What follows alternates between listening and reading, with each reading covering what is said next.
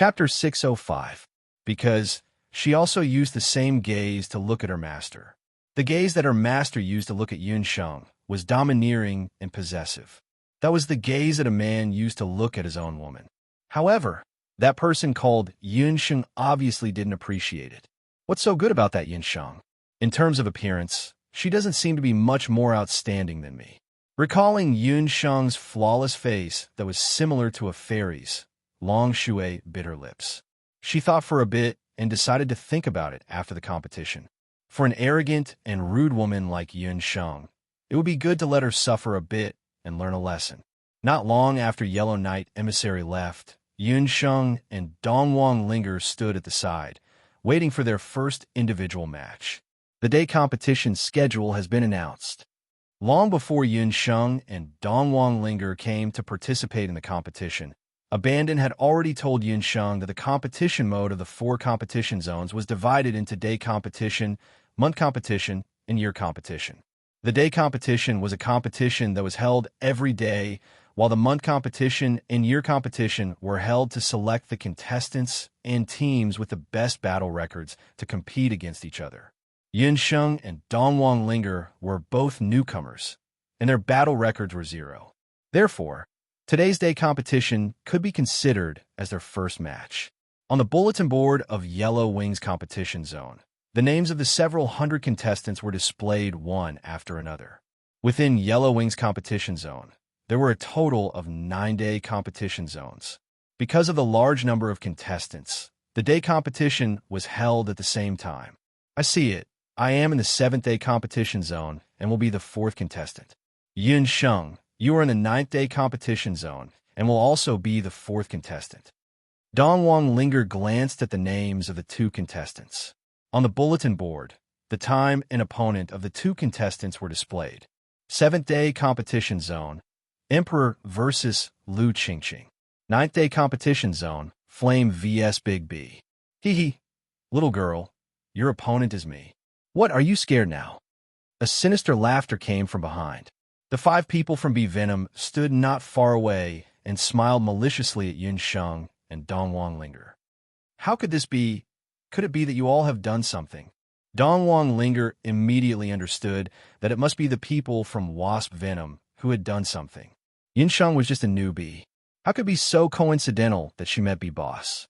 Although Dongwang Linger had just arrived at the arena, from the expressions of the surrounding people, she knew that the upcoming competition would definitely not be simple.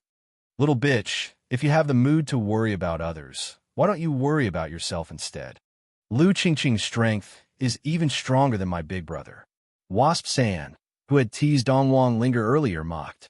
Linger, don't worry, I can handle it. Be careful, don't force yourself. Yun Sheng originally wanted to be there to cheer for Dongwang Linger.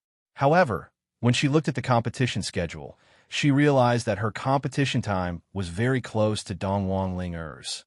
Yun Sheng glanced at Fengda. Anyone who looked down on her would not be able to get away with it. Yun Sheng and Dongwang Linger headed to the competition zone on the 9th and 7th respectively. Yun Sheng followed the path and headed to the competition zone on the 9th. She discovered that the competition zone on the 9th was actually the most remote competition zone in the entire Yellow Wings competition zone. On the other hand, the competition zone on the first day was the most lively competition zone in the Yellow Wings competition zone. It was also the competition zone with the most spectators. The further one went to the competition zone, the fewer spectators there were. There were also not many spectators there. Luckily, Yun Sheng was just a newbie. Thus, she didn't really care about whether or not there were spectators there. When Yun Sheng arrived at the competition zone on the 9th, it was still not her turn yet. Yun Sheng was bored to death. Thus, she decided to just stand at the side of the competition zone and watch the competition zone on the 9th for free. The competition zone on the 9th was oval-shaped. There were spectator seats in the north, south, east, and west respectively. A normal competition zone was about the size of a table tennis competition zone. It could accommodate about 200 spectators. Due to the fact that there were close to 100 daily competitions in the Yellow Wings competition zone, they were divided among the 9 competition zones. Thus, each competition zone had about 10 individual competitions per day. The 9 competition zone was remote, and there weren't many spectators there. In addition, most of the spectators were newbies. Thus, there were very few spectators there. There were only a few dozen people there. Yun Sheng came to watch a daily competition. The normal fee was 10 gold coins, 30 gold coins for the monthly competition, and 50 gold coins for the annual competition. This kind of ticket price was already enough to cover the expenses of an ordinary family for a year or even a lifetime on the continent. However, in Skywing City, it was only enough for the lowest level of Yellow Wings competition. After a daily competition, the arena could only maintain the normal prize money for the contestants. In fact, the majority of the Skywings arena's income came from the Sky, Earth, and Xian Wings competitions. Even Xian Wings magical beast competitions were more interesting than those in the Yellow Wings competition zone. After the first 3 competitions, there were contestants who won and lost one after another. There were even a few contestants who had been carried off, some with missing arms and broken legs. They were drenched in blood. The intensity of the duels in the arena was evident. The Skywings arena was different from other arenas on the continent. In order to increase the excitement of the daily competition, the arena had been increasing the violence of the competition in recent years. Sometimes there would even be deaths. Some of the new contestants whose mental fortitude wasn't up to standard were already so scared that their legs turned to jelly when they saw this scene. Not far away, the people of Bee Venom stood together with Yellow Knight Emissary, grinning maliciously at Yin Sheng. Yin Sheng closed her eyes. That woman must be dumbfounded. She's so scared that she's even closed her eyes. Bee Venom and the others pointed maliciously at Yin Sheng. Yin Sheng turned a deaf ear to them, laughing inwardly. In a moment, I'll show you what it means to fight without shedding a drop of blood. The 4th competition of the 9th competition zone had officially begun. Yin Sheng and Big B went on stage separately. Big B had the intention of showing off. With a stomp of his foot, he flew out like a cannonball and landed on the arena with a dull thud. Yin Sheng, on the other hand, tapped lightly with her feet and landed gracefully like a butterfly. One was tall and one was short. One was a warrior and one was a mage. In terms of momentum, Big B had the upper hand. As soon as the 2 of them appeared on the stage, a young woman wearing the arena uniform stood on the stage and announced loudly, "Welcome, everyone, to the 4th competition of the 9th competition zone of the Yellow Wings tournament. I am the referee of this zone, Chu Yu." The speaker was a female warrior with good looks. She had a beautiful head of short hair that reached her ears and was about 16 or 17 years old. This was the most beautiful age for a young girl to transform into a woman. The woman had the typical tall and slender figure of a northern woman. She was about 1.75 meters tall. The warrior robe she wore was well-tailored, neat, but not lacking in femininity. As soon as she appeared, the eyes of at least several male animals in the audience lit up. Evidently, this referee by the name of Chu Yu was very popular. There were probably quite a few people who had come to the 9th competition zone not to watch the competition, but to see this female referee called Chu Yu. Most of the referees of the Heaven's Wings arena were like Chu Yu, handsome men and beautiful women. However, if anyone really thought that they only had a beautiful appearance, then they were gravely mistaken. Chapter 606. Chu Yu was clearly very used to everything in the arena. Amidst all sorts of cheers, she was natural and unrestrained, her pair of pretty eyes containing all sorts of flirtatious feelings. In the 4th round of the individual competition, rookie contestant Flame will face veteran contestant Big B. The winning condition for this competition is one party loses the ability to fight or one party leaves the arena. Before the competition, as usual, I will give a simple introduction. Flame, participating in a Yellow Wing level competition for the first time, Master Magician, specializes in fire magic. Big B, leader of the Bee Venom team. Martial Marquis, battle technique is Venomous Wolf Claw. Let us wait and see if the rookie contestant Flame will win, or if Big B, who has already won 3 consecutive matches, wins again. Let the competition begin. After the young woman finished speaking, she shifted her body and left the arena. In the audience, several members of the bee venom team shouted, "Boss, finish off that woman in one move. Women should go home and nurse their children." Fighting in the arena, what a joke. Most of the audience did not have much interest in this competition after seeing Yun Sheng and Big B appear. Big B, who had won 3 consecutive matches, was better than Yun Sheng in terms of combat experience and strength. Furthermore, Big B was an expert in using poison. The arena was only 10 square meters in size, and magicians were experts in long-range attacks.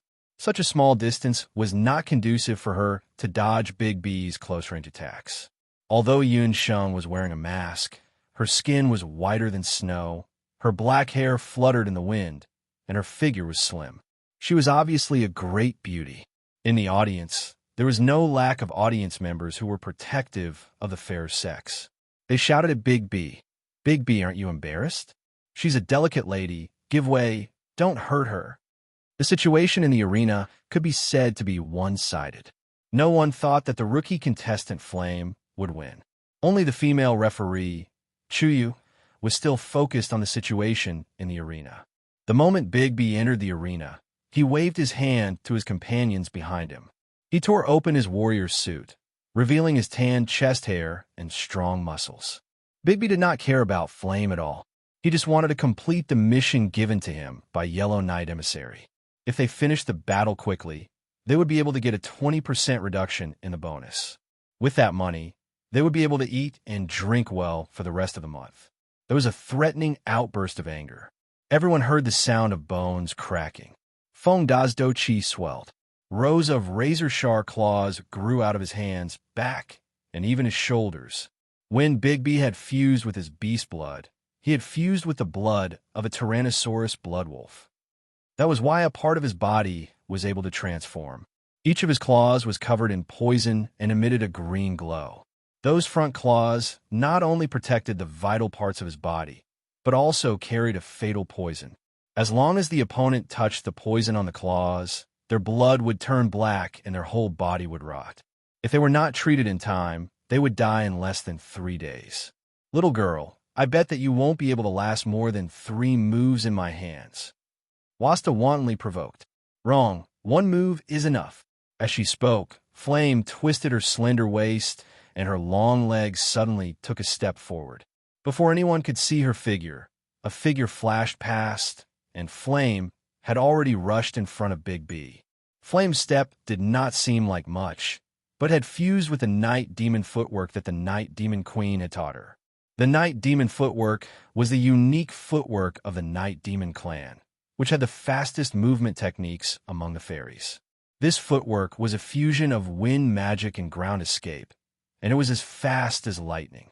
Big B wanted to gain the upper hand by a show of strength, but who knew that she would suddenly disappear? How could Big B have just arrived? There was a hidden secret behind this step. With 1 step, she was already behind Big B. Big B's claws, which were covered in the fatal wolf poison, seemed to be completely harmless. Flame's slender palms swiped across Big B's chest like she was swatting a butterfly. Although Big B saw the other party's attack, he felt disdain in his heart. A mediocre sorcerer still wanted to fight with a warrior in close combat. This was really the biggest joke he had ever seen. Under the mask, Flame's eyes flashed fiercely. If someone were to look closely at Flame's palms, they would discover that her palms were like 2 pieces of fine jade. That was because she had gathered her entire body's jade marrow technique into her palms in an instant. When Flame's jade marrow technique was concentrated on her palms, it could even withstand the powerful magic of the magic lightning vortex, not to mention the mere wolf poison.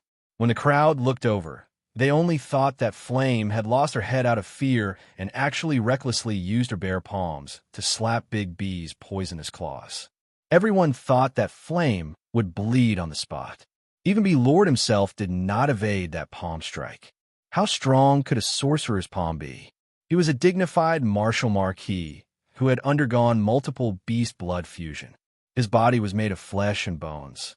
Even in the face of a sharp blade, he was fearless, only to hear the crisp sound of bones cracking, like a ghost wail and a wolf's howl from hell. In the next moment, Big B's eyes suddenly widened. He only felt that his heart, his chest, was ruthlessly pierced by a mysterious force and instantly exploded. By his ear, the young girl's voice was as light as a feather. Go to hell. The feather-like voice, the exploding pain in his chest. Bigby could only hear that one sentence, and then there was no more then. Divine soul, healing needle, the third level of the dark needles. In an instant, 36 dark needles were shot out, instantly turning Bigby's heart into a hornet's nest. This was also an additional benefit that Yunsheng received after breaking through to Saint Mage. Flame's speed was too fast, and the cultivation of the spectators in the stands was too average.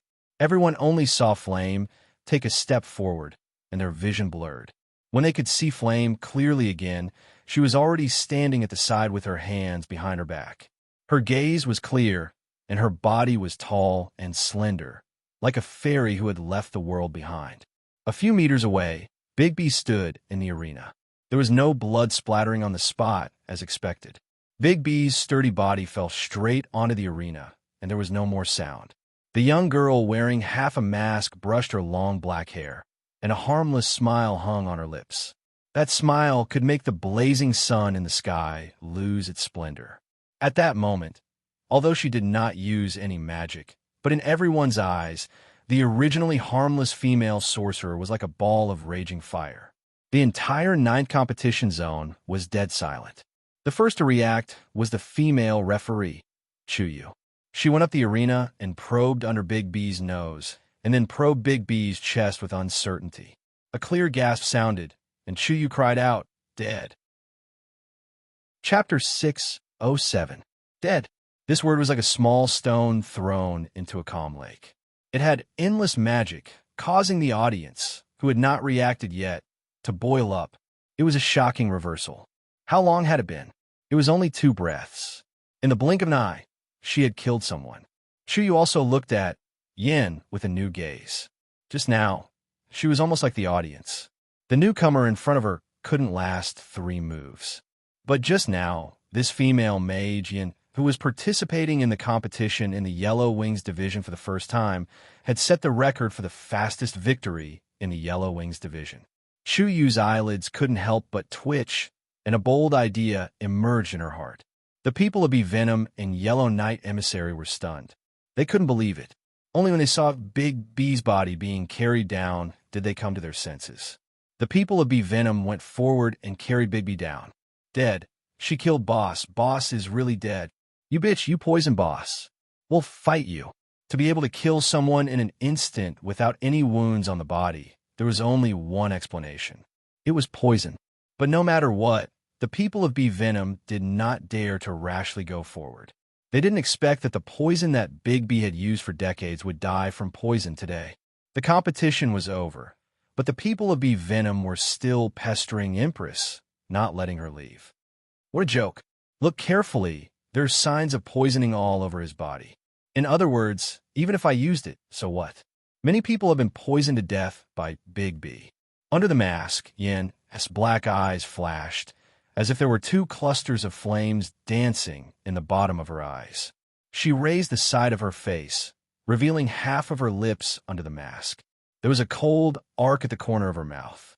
Wherever her gaze went, there was an invisible deterrent, making people tremble in fear. That's right. Every contestant who enters the arena has signed a life and death contract when they register. Winning or losing in the arena does not matter. Yin won this competition. Chuyu was stunned for a moment, then immediately stepped forward and stopped the people of Bee Venom. Whoever dares to cause trouble in my territory will have to bear the consequences.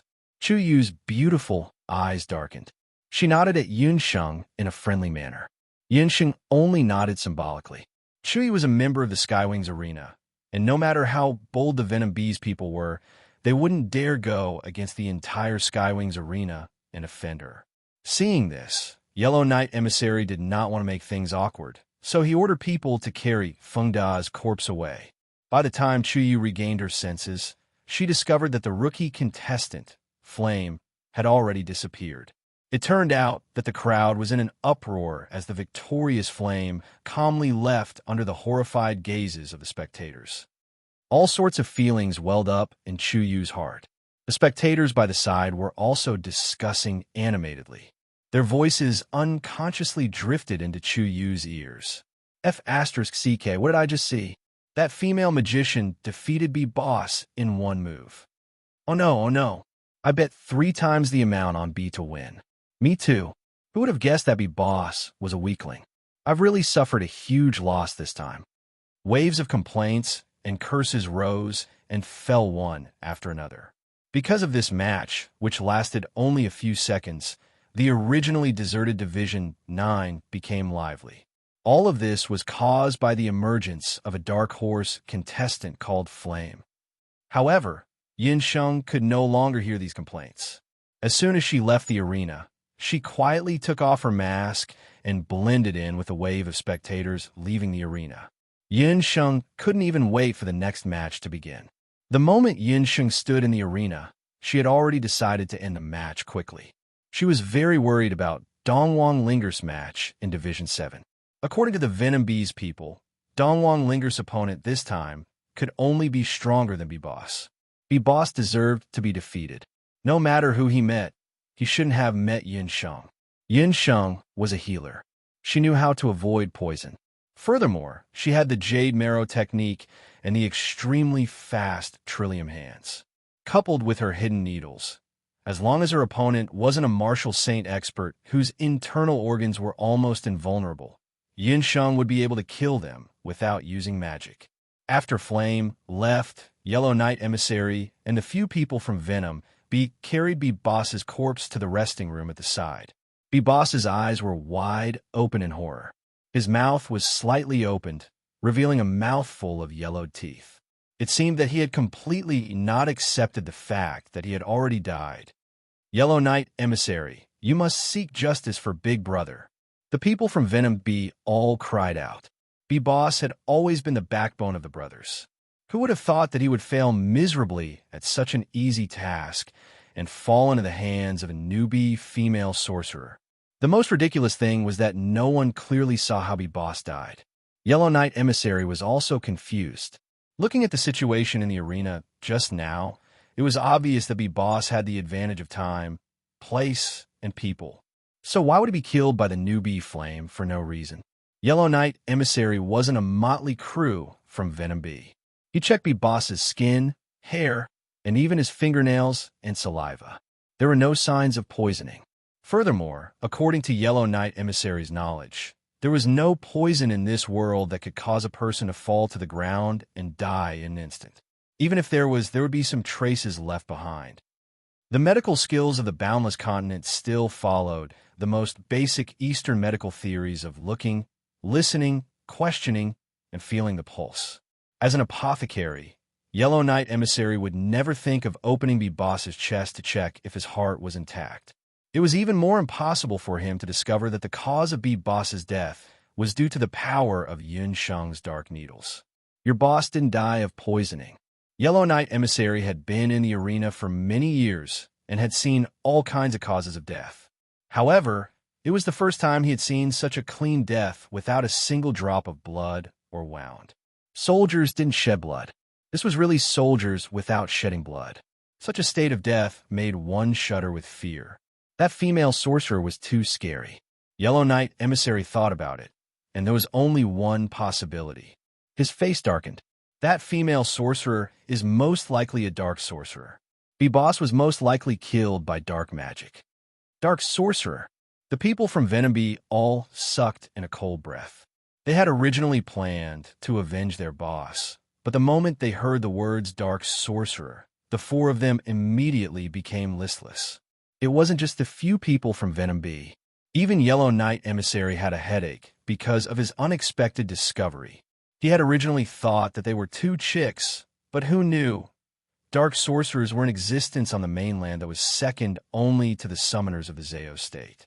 Regardless of whether it was warriors or sorcerers, no one was willing to provoke this terrifying word. Chapter 608. Dark magicians were like the assassins among magicians.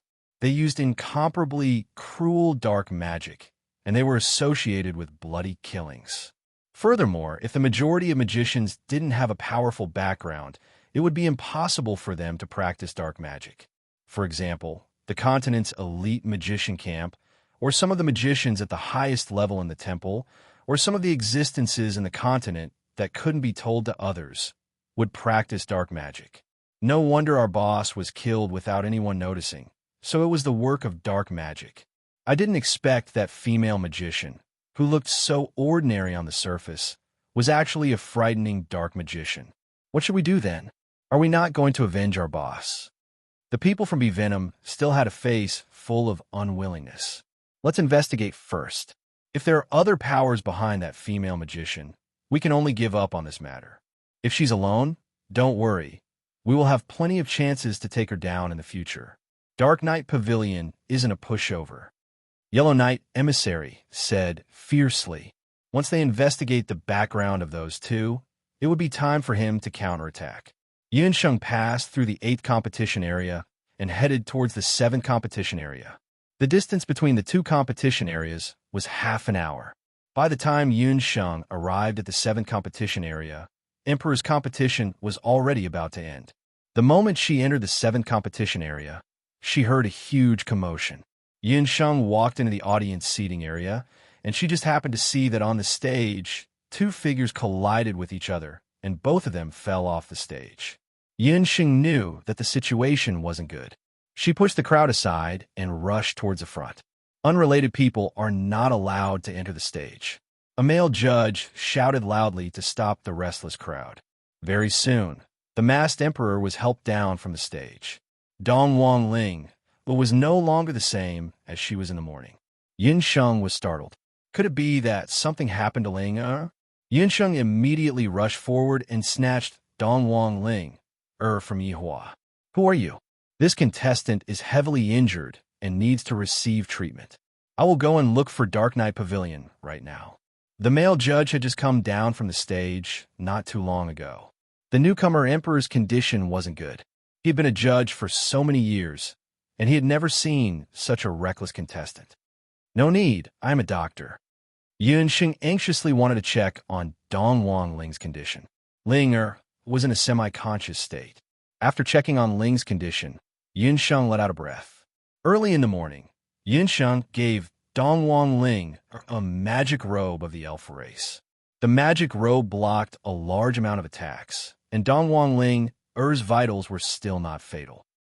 However, Dong Wang Ling, Dong Wang Ling, Dong Wang Ling, Dong Wang Ling's, Dong Wang Ling Ling, Dong Wang Ling Ling, Dong Wang Emperors with Dong Wang's, Dong Wang Ling Ling Ling, Dong Wang, Dunably, Dong Wang, Yi Dong Wang, Dong Wang, to treat. Dong Wang, her gaze was very firm and carried an unquestionable authority. The referee, who was used to seeing all kinds of scenes in the arena, was actually stunned by her. Why would the people of the Dark Knight Pavilion save Dong Wang Ling? She had killed Big B, so Yellow Knight Emissary and the Bee Venom battle team probably hated her to the core. Find a quiet place.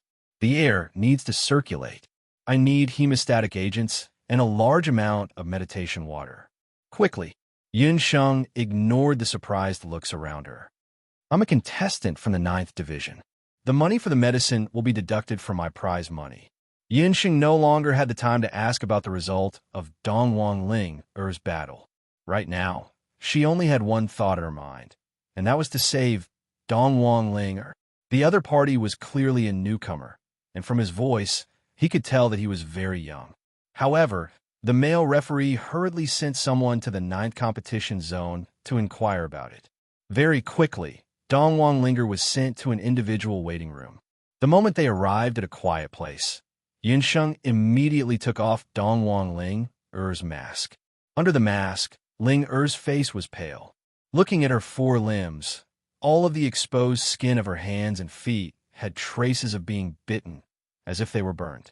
There were a lot of wounds, and green pus was flowing out from some of them. Within the wounds, there were also small black thorns. It was very hard to imagine what kind of opponent Dong Wang Ling had encountered. Such wounds were indeed not easy to treat. Yunsheng couldn't help but blame herself. If she had known that this would happen, she would have accompanied Dong Huang Ling to compete with her. Or perhaps she would have competed with Dong Huang Ling first so that Dong Huang Ling could get used to it. This contestant, don't force yourself. Lu Qingqing's battle skills are very domineering. Her tentacles can only be used by the mages of the Dark Knight Pavilion. Seeing that Yun Sheng didn't move for a long time, the male referee thought that Yun Sheng was frightened by the wounds. At this moment, the male referee had already seen that Yun Sheng was also wearing a yellow wing emblem. Spirit of water, bestow upon me the power of purification, Yun Sheng chanted. A little blue elf queen flapped her wings and flew out. Her body was emitting the pure power of purification. Mist surrounded Dong Huang Ling's body, emitting the gentle power of water. On the wounds on her body, the green pus and small black thorns were slowly dissolving. Her originally damaged skin was gradually recovering. Elf magic? She actually knows elf magic? The 9th competition zone's referee, Chu Yu, witnessed this scene. It turned out that just now, Chu Yu was having a headache on how to find Yin. Coincidentally, someone from the 7th competition zone came over and asked about Yan's identity. Thus, Chu Yu decided to leave the competition that he was currently in and handed it over to the reserve referee. Then, he directly went over to look for Yin. Earlier, after Yun Sheng ended that shocking competition, Chu Yu wanted to get to know Yun Sheng. However, who would have thought that Yun Sheng would slip away without even greeting him? Coincidentally, he also heard that a contestant from the 7th competition zone was seriously injured. Thus, Chu wanted to come over and check on the cause and effect of this matter. Unexpectedly, he actually saw Yin here. She's a contestant from your competition zone. The male referee had a look of astonishment on his face. To think that a female mage who knows elf healing magic would appear in the Japanese competition zone. Chu didn't say anything else. When healing magic, one must be absolutely silent. She took a look at Dong Huang Ling's injuries and raised her eyebrows. Lu Qingqing was the one who injured her. That contestant is truly lucky. Chu Yu was clearly very astonished by the fact that Dong Huang Ling was able to survive. However, when she noticed the elf magic robe that Dong Huang Ling was wearing, she came to a realization. As expected, these two women are related to the elf race. One of them knows elf healing magic, and the other one is wearing an elf magic robe. The origins of these two women aren't simple. Chapter 609. Who is Lu Qingqing?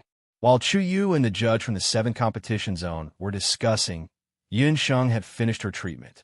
This was the second time Yun Sheng heard Lu Qingqing's name. Previously, Bigby seemed to have said that Lu Qingqing's skills were better than his. This was only the first round of the competition. As newcomers, both of them had encountered such a powerful opponent. This matter was a little strange. With the little elven queen's treatment, although Dong Huang Ling's face was still very pale, the wounds on her body had basically disappeared. There shouldn't be any wounds left. After Yun Sheng fed her a large amount of meditation water and hemostatic medicine, her face was still a little pale, but the rise and fall of her chest had become much more stable. The Water Spirit King was indeed worthy of being the Spirit King with the strongest healing ability among the 4 spirits. After Yun Sheng confirmed that Dong Huang Ling's life was not in danger, the first thing she did was to ask about the whole process. She originally thought that Bigby was already very difficult to deal with, but she didn't expect Dong Huang Ling's opponent to be even more difficult. The male judge was still hesitating whether to reveal the opponent's secret. According to the rules of the arena, the judges couldn't be biased towards any team member. Lu Qingqing is a martial artist that the Hidden Night Pavilion has focused on nurturing. She is a martial ancestor. In terms of strength, she is already qualified to compete in the Earthwing arena. Her combat skills are very special. She's a kind of sea beast that has gone berserk with half-beast blood, the Octopus Queen. The wounds on your friend's body were caused by coming into contact with the tentacles of the Octopus Queen. Chu Yu took the initiative to step forward and told Yun Sheng this information. The Octopus Queen, a sea beast, a type of demonic beast that Yun Sheng had never come into contact with before. This was also the first time Yun Sheng heard of a martial artist using the blood of a sea beast to fuse. It was no wonder that Dongwang Ling Er's hands, feet, and neck had a large number of wounds and thorns. It looked like the wounds were left behind by the tentacles of an octopus. Thank you for telling me this information. But why are you telling me this information? Yin Sheng didn't think that this female judge from the 9th competition zone, whom she had only met once, would help her for no reason. No reason, it's just because I don't like Lu Qingqing. Yang Gang, leave this to me. There are still a few matches in your area. Go and deal with them first. Chu Yu clearly didn't say it directly. She glanced at the male referee of the 7th area beside her. Yin Sheng could tell that Chu Yu still had something to say. The male referee looked at Chu Yu and left unwillingly. As soon as the male referee walked out, Chu Yu carefully looked around. After confirming that there was no one around, she started chatting with Yun Sheng again. During the period when Dongwang Linger woke up, Yun Sheng learned from Chu Yun, who was the judge of a number 7 competition zone, some things that she didn't know before. It turned out that the Hidden Night Pavilion was secretly using pills and magic to control the competition in the Yellow Wing Zone. Chu Yu and some of the other referees already knew about it. However, because the Hidden Night Pavilion's influence in Skywing City wasn't small, it was very difficult to eliminate the contestants in the various competition zones. Therefore, they could only turn a blind eye to it. For example, individuals and teams like Lu Qingqing and Feng Fu have controlled the results of the Yellow Wing Zone to a large extent in the past few years. From the daily competition to the monthly competition and even to the annual competition. In many cases, what determines the results of the competition isn't the contestant's true strength, but the peripheral gambling house led by the Hidden Night Pavilion. The referees, including Chu Yu, were extremely disgusted with such matters. However, they couldn't do anything about it. You hope to use us to help you get rid of people like Lu Qingqing from the Hidden Night Pavilion? Yin Sheng finally understood. I can guarantee that for the other competition zones, but I believe that as long as you cooperate with me, at least the influence of the Hidden Night Pavilion will completely disappear in the number 9 competition zone. Chu Yu showed a completely different attitude from when she was in the arena just now. On the surface, she looked like a female referee who was good at socializing, but when Yun Sheng came into contact with her, she found that this woman was far better than ordinary referees, whether in terms of conversation or experience. You think too highly of us. We're just newcomers. Today's victory was also a fluke. Yin Sheng still didn't dare to completely believe Chu Yu. Besides, she didn't know Chu Yu's true origins. Yin Sheng could sense that Chu Yu's identity wasn't simple. You're underestimating your own strength. On the surface, today is the first time the two of you are participating in a competition. But do you know that it's because of you, 2 dark horses, that Yellow Knight Emissary has suffered heavy losses this month? Chu Yu smiled in satisfaction. It turned out that for every competition in the Skywings arena, even if it was a small daily competition, the Hidden Night Pavilion would be the gambling house. Skywing City was famous because of the Skywings arena. A large part of the daily pastime of the rich guests who came to watch the competition was gambling.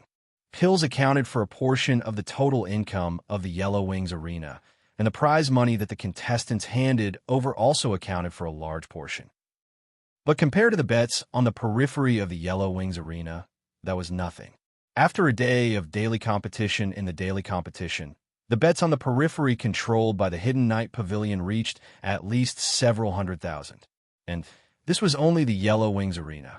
The bets on the more popular Sky, Earth, and Mystery arenas were even higher. After Chu Yu became a referee, she knew that there was something fishy going on. Today, Yin's match had made the Hidden Night Pavilion lose over 10,000 gold coins. The Hidden Night Pavilion treated human life like grass, using drugs and healing to control the contestants. Such behavior should have been dealt with long ago. Who would have thought that this time, the dark horse Yun Sheng would make the Hidden Night Pavilion suffer? 10,000 gold coins? Yin Sheng was shocked. She had only participated in the most basic daily competition, and there were actually so many gold coins won and lost. This is nothing. Do you know that Xiao Qingqing in your friend's match made the Hidden Knight Pavilion lose at least 50,000 gold coins? Chuyi was all smiles. She could imagine how ugly Yellow Knight Emissary's face would be when he knew the results of the competition. 60,000 gold coins. The money that Yellow Knight Emissary had to hand over this month would definitely be greatly reduced. But didn't Ling clearly lose? How could she still win 50,000 gold coins? Yun Sheng was even more confused. But then Yun Sheng understood. That Xiao Qingqing should also be a contestant under the protection of the Hidden Knight Pavilion. And from Chuyu's words, this person's position in the Hidden Knight Pavilion was definitely much higher than B-Boss's. She was also much stronger. Oomph. I won't let that 8-clawed woman win so easily. There's no clear winner between the two of us. On the other side, Dongwang Ling had already woken up. She just happened to hear the conversation between the two. Hearing Yun Sheng's words, Dongwang Ling anxiously argued and quickly sat up. Chapter 610. Seeing that Dongwang Ling woke up in such a short period of time, Chuyu was even more astonished. It turned out that Yun Sheng was too anxious at that time, and she didn't even see the situation of the 9th competition zone clearly. Dongwang Ling was up against Lu Qingqing. Although she wasn't as good as Lu Qingqing in terms of actual combat, Dongwang Ling had never been afraid of death since she was young. When she encountered Lu Qingqing's combat skill, she was also frightened. However, although she was frightened, her dark gold-ranked teacher's monstrous training in the past year was extremely useful at this moment. Even if she encountered an enemy that was stronger than her, she still couldn't back down. In addition, with the protection of the elf mage robe that Yun Sheng gave her earlier, at the instant Dongwang Ling was thrown out by Lu Qingqing's bestial tentacles, 3 lightning flashes were cast out, throwing Lu Qingqing out of the arena as well. The two of them were sent out of the arena at almost the same time. One was unconscious and the other was seriously injured. When Yun Sheng rushed over, she just happened to see Dongwang Ling in her most miserable state. Naturally, she thought that Dongwang Ling had already lost. That male judge had also told Chuyu about what happened earlier, and he said that Dongwang Ling was the newbie that he had never seen before who wasn't afraid of death. After all of the newbies that Lu Qingqing had fought with before ended up either dead or crippled. Well done, Ling. In that case, your first battle was a rare draw. After hearing that, Yun Sheng sighed and found it funny. A draw was indeed out of the Dark Knight Pavilion's expectations. After all, before Lu Qingqing met Dongwang Ling, she had already won 10 matches in a row. She also didn't expect that she would lose to a newbie. Speaking of which, Lu Qingqing had also failed miserably. She and that man called Yellow Knight Emissary had already hooked up long ago. Because her appearance was pretty good, her figure was above average, and she was also a warrior with decent strength. She was also a sweet talker. Among Yellow Knight Emissary's many lovers, she was the one that he doted on the most. It was also a coincidence that she met Dongwang Ling. After the results of the battles were announced, Yellow Knight Emissary found her and told her to teach that newbie called Emperor a lesson. However, Yellow Knight Emissary also repeatedly emphasized that no matter what, the Emperor must not be harmed, because he had his own wonderful uses. Lu Qingqing had been with Yellow Knight Emissary for so long. How could she not know his nature? When she saw Dongwang Linger's temperament and figure, she immediately knew that Yellow Knight Emissary must be trying to seduce this young and beautiful female mage. Xiao Qingqing was worried that she would lose Dongwang Linger's favor. Thus, the moment she stepped onto the stage, she unhesitatingly used her half-beast blood. She wanted to use her killer move to kill Dongwang Linger. If the previous Dongwang Ling encountered such an attack, even 10 Dongwang Ling wouldn't be enough to deal with it. However, things are different right now. Dongwang Linger had received training. Her reaction speed and magic attacks were several times faster than before. When facing against Lu Qingqing's crazy attacks, Dongwang Linger couldn't help but be immersed in the perverted training of a dark gold-ranked teacher.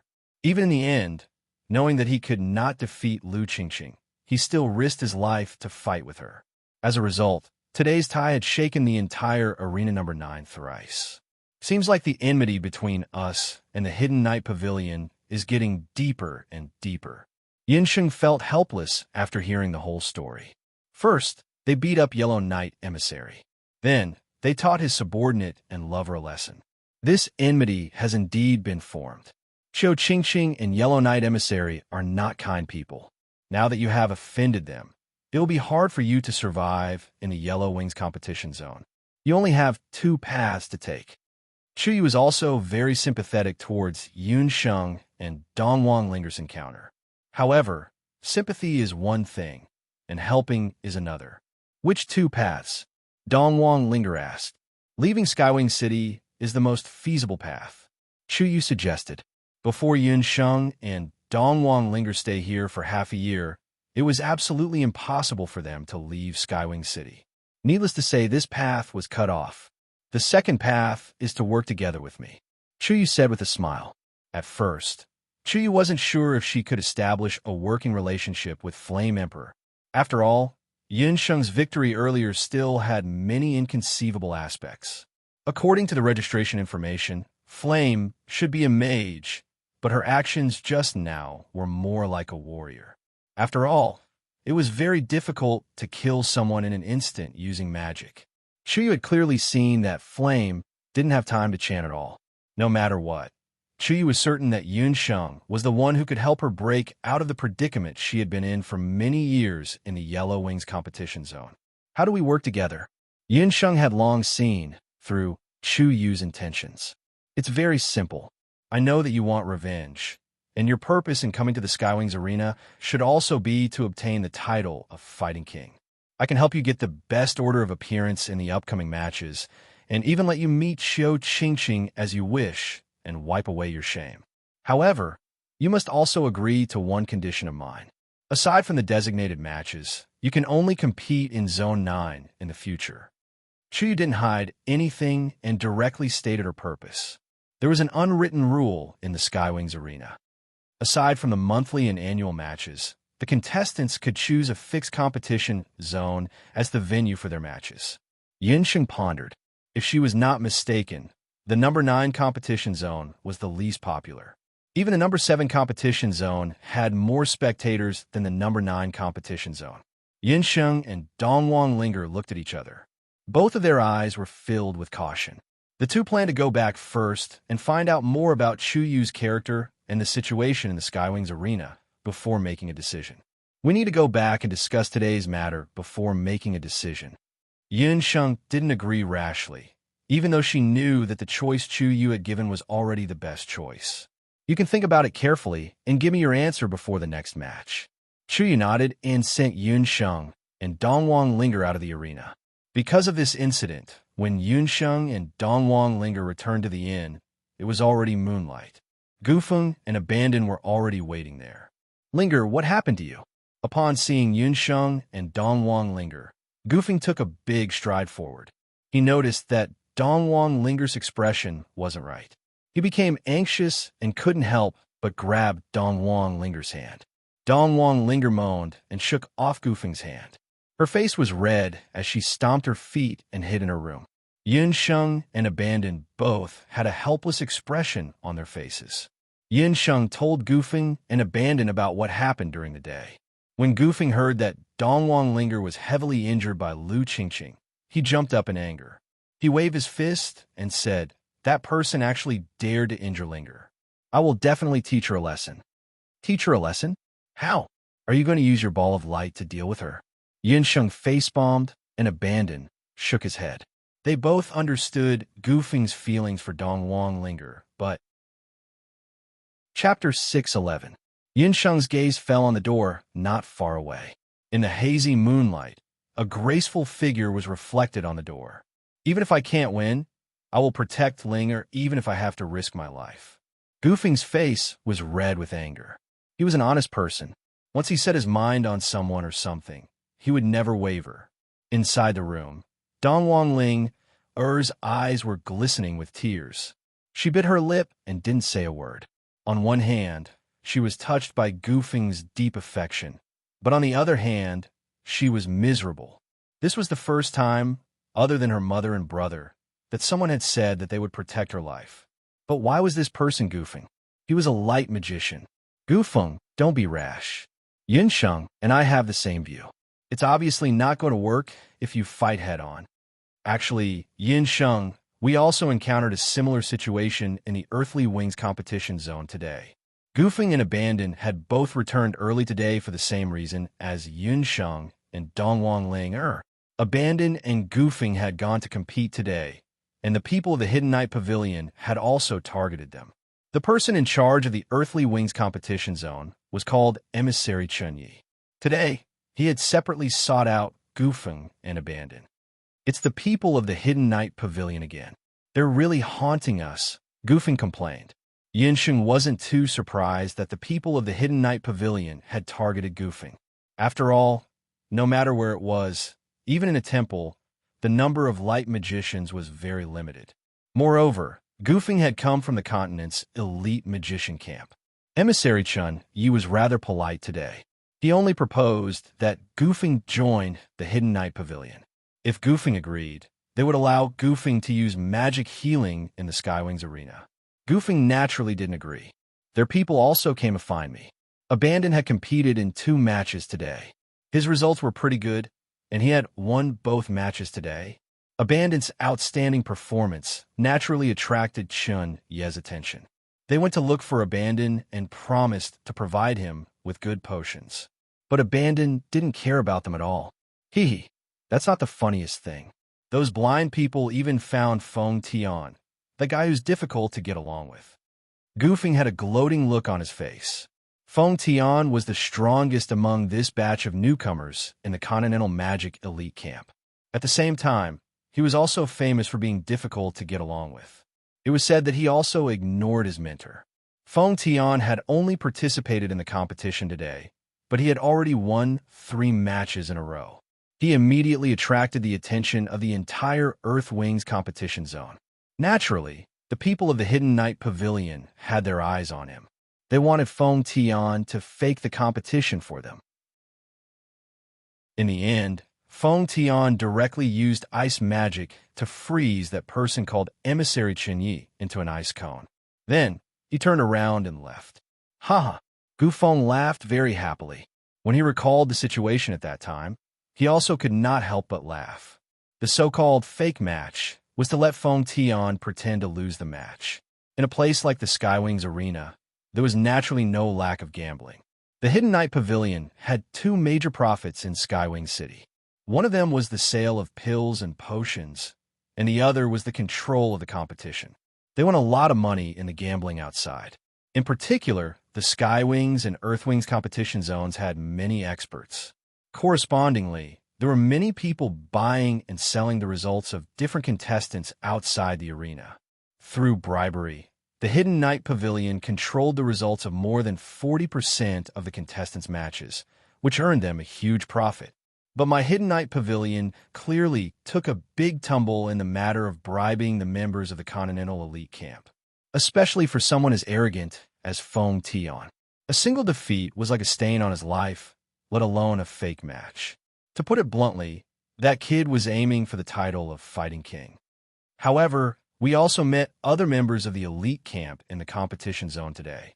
Chun Lianer and 2 other magicians went to participate in the team competition, as well as several members of the Continental Elite Camp. Goofeng inquired about the match between Yunsheng and Dongwang Linger. Yunsheng told the 2 of them about the results of their respective matches, but Yunsheng didn't go into detail about the 2 of them transforming into the Flame Emperor combination, as well as the cooperation with Chuyu. Looks like I'm the worst, Goofeng mumbled.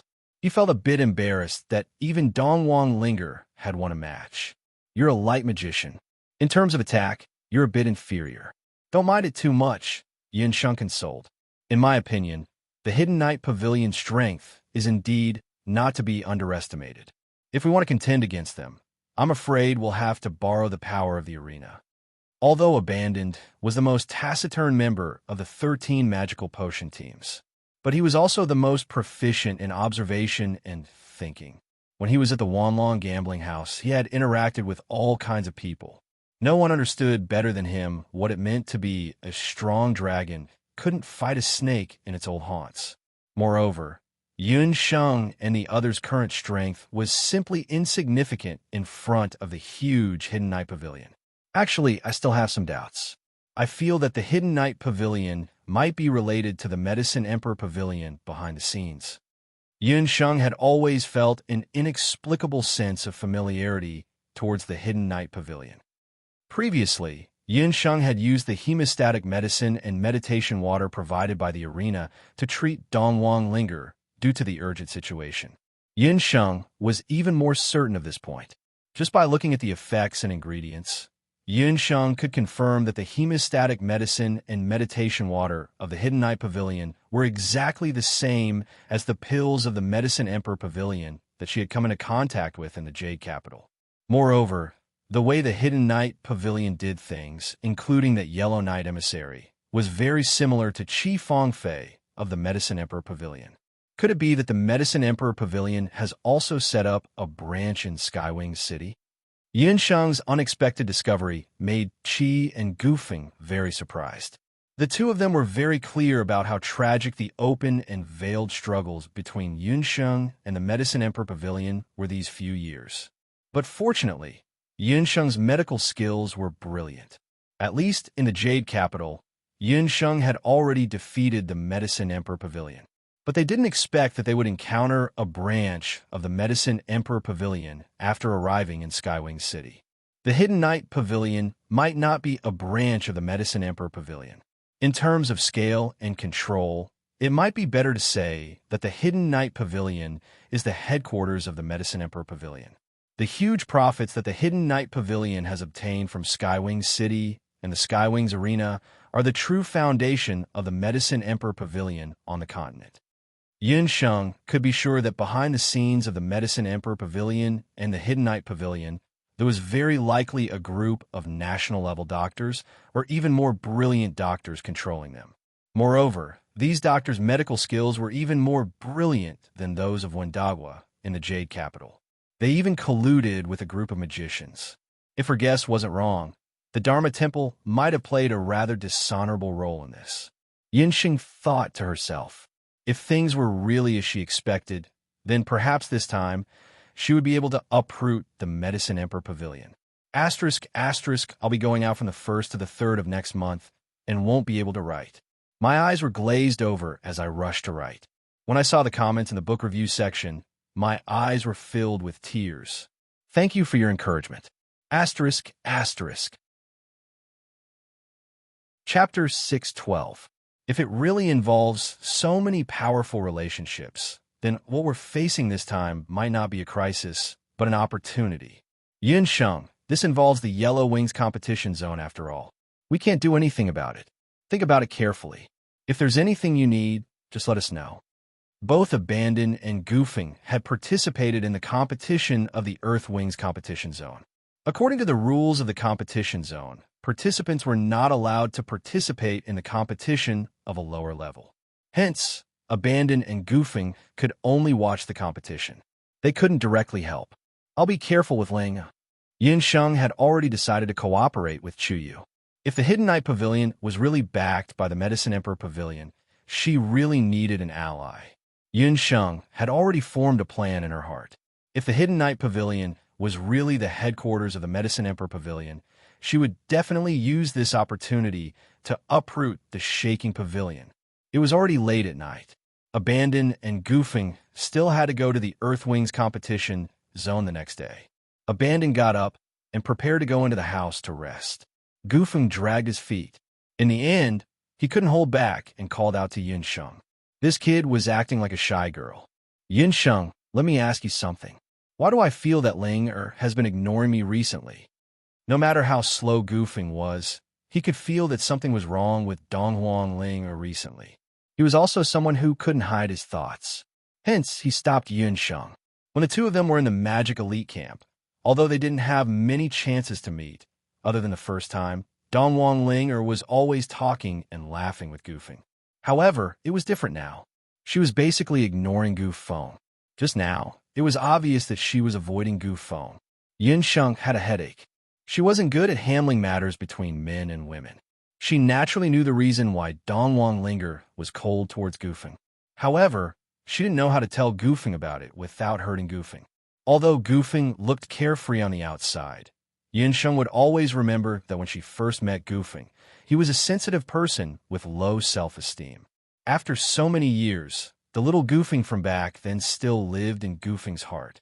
Just when Yunsheng was hesitating on how to open her mouth without harming Gufeng, the door at the side opened and Dongwang Linger walked out. She kept a straight face, her pair of watery eyes carrying a transparent light. The young girl's face was like a beautiful jade under the moonlight, shining brightly. If you have something to say, just ask me directly. Why bother Yunsheng? She has been busy for the entire day and is tired. Let's talk outside. Dongwang Linger walked out with a serious expression. She looked at Gu Feng, who was in the night. Compared to Yi Baiming and abandoned, Gu Feng's appearance could only be considered mediocre. He had a square face, and his eyebrows were somewhat thick and short. However, he had a tall figure and short hair, looking very simple and honest. He had a pair of very clean eyes, just like a child's. To Dongwang Linger, who was born in the eastern capital and had experienced countless filth and darkness, such a pure gaze was like a bright lamp. Gufeng was embarrassed by Dongwang Linger's gaze. He lowered his head, unlike a big child who had done something wrong. He followed Dongwang Linger out of the room. Yunsheng returned to her room. She wanted to meditate, but no matter how hard she tried, she couldn't calm her heart down. Half an hour later, Dongwang Linger walked in.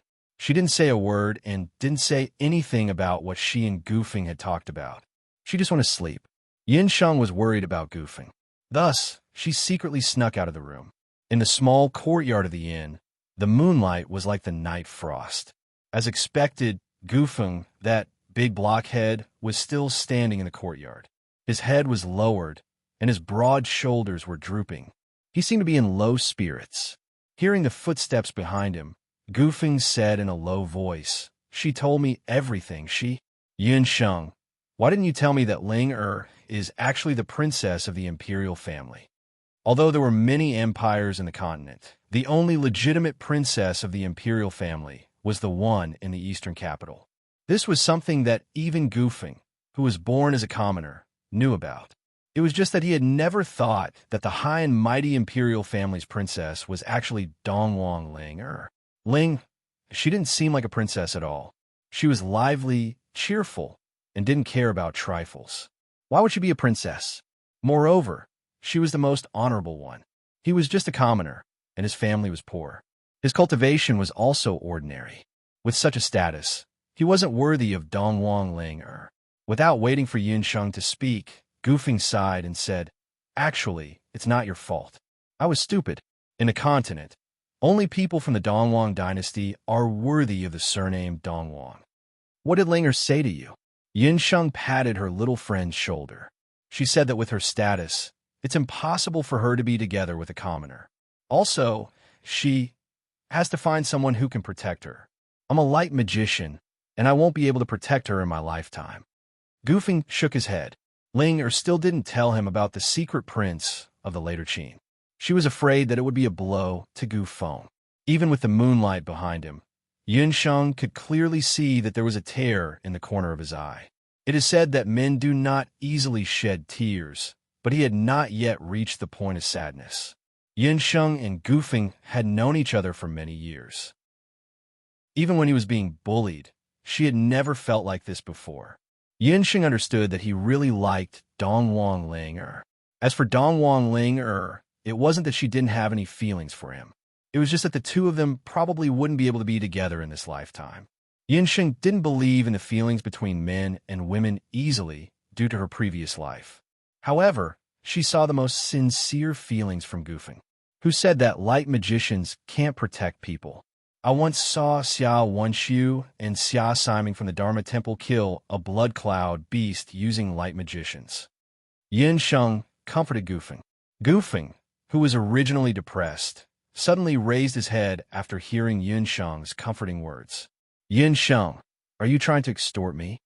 Under the moonlight, This fellow's face was already covered in snot and tears.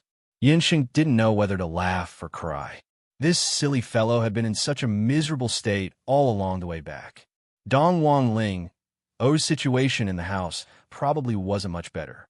Yinsheng really didn't know what to do with this pair of friends. I saw it with my own eyes. How can it be fake? Yinsheng had seen Xiao Wenchu's light attack magic when she was 6 years old.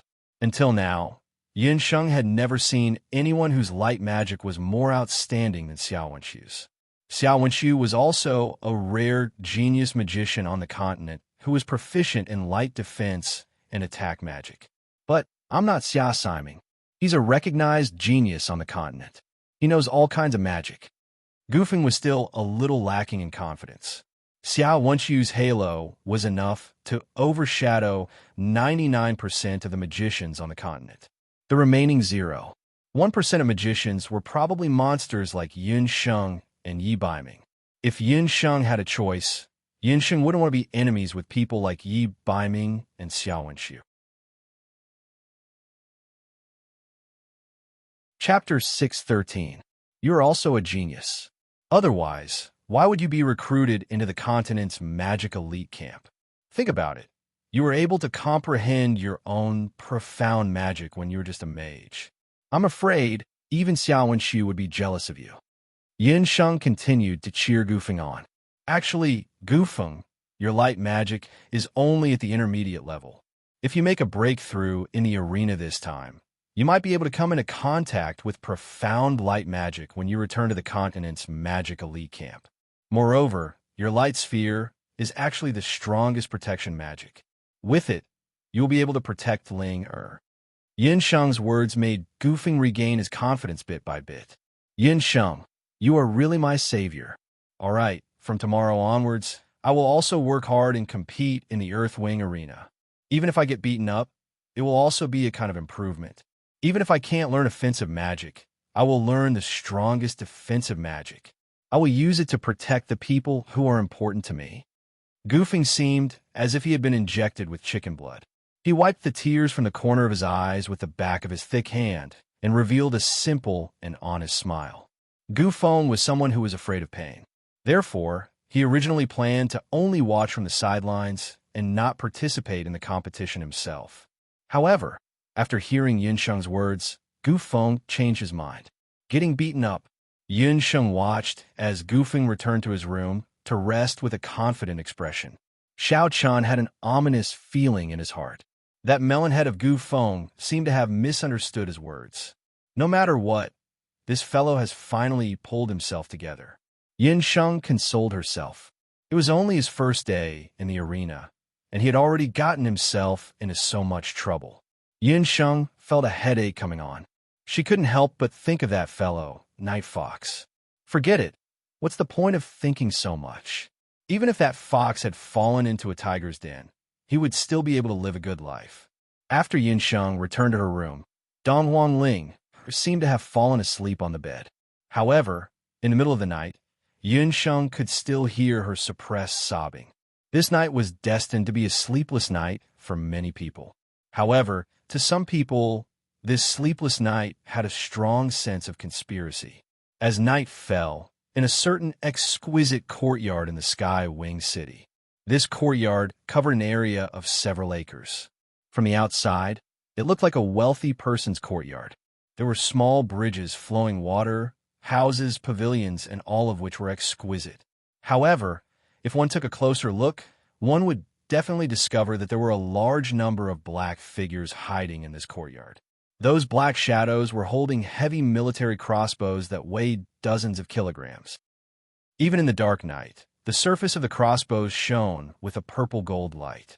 If Yinsheng saw these heavy crossbows, she would definitely recognize that these heavy crossbows were the batch that she had helped Yi Baiming fuse with purple gold earlier on. Defensive magic arrays were set up in every corridor. If an outsider were to barge in without permission, they would definitely be shot into a hornet's nest. In the southernmost part of the courtyard, in a quiet room, Yi Baiming was dressed in a black warrior's robe. He held a cup in his hand. His foxy eyes flickered with light. It was impossible to tell what he was thinking. Miss Yen's competition today is roughly like this. Her movements were very fast. This subordinate was also unable to see how she killed that warrior. Long Shui followed Yi Baiming's instructions and participated in the Yellow Wings competition together with Long Tu, one of the 4 dragons of the Wanlong gambling house. Long Shui's strength was around the middle stage of the Saint Magus realm. In the Yellow Wings competition area, she won easily. Long Tu was a martial ancestor. His strength was also not bad. The two of them won the competition very smoothly. Long Shui also told Yi Baiming about the conflict between Yun Sheng, Feng Du, and the Hidden Night Pavilion. What Long Shui didn't tell Yi Baiming was that she was just watching from the side. She didn't have the slightest intention of helping. She even wished that Yun Sheng and Dong Wang Ling would be killed during the conflict. This way, her master's thoughts would all be on her. However, what surprised Long Shui was that Yun Sheng's skills were better than she had imagined, especially when she was fighting against Feng Du as Big B. Her opponent's poison was very powerful. However, Yun Sheng didn't seem to be afraid. She actually killed Big B in one move. This competition could be considered to have broken the record of the fastest competition from the start to the end of the competition in the entire Yellow Wings competition area. Under the gentle light, Yi Baiming's mouth twitched. Although the arc was very small, to Long Shui, she was flattered. Her master's appearance was handsome. Every move of his had a soul-stirring charm.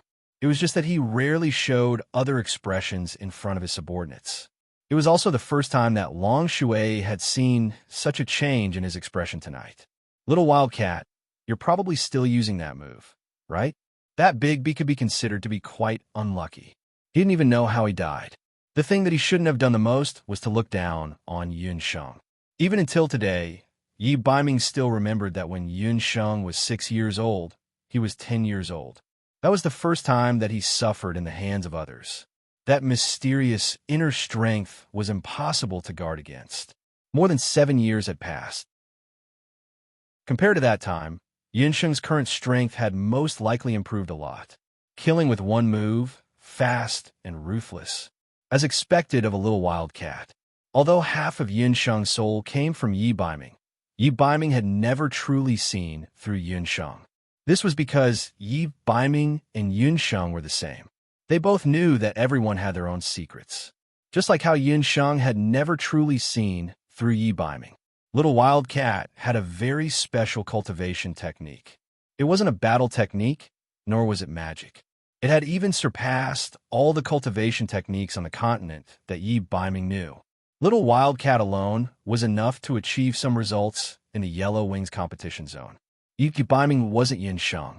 Before he went to Skywing City, he had already sent people to infiltrate the city. Whether it was the Hidden Night Pavilion or the other forces in Skywing City, he had a general understanding of them. In Skywing City, the only thing that Yi Baiming still couldn't figure out was the Skywing City Lord, who was hiding behind Skywing City. Master, do you think we should send people to deal with those people from Venom? Long Hua asked from the side. He was very clear about Miss Yun's position in Yi Baiming's heart.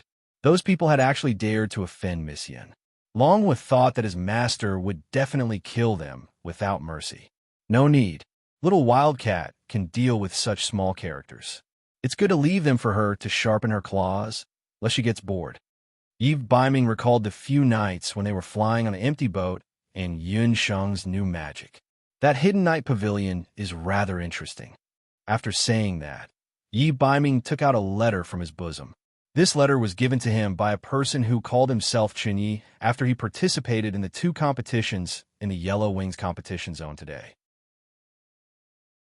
Chapter 614.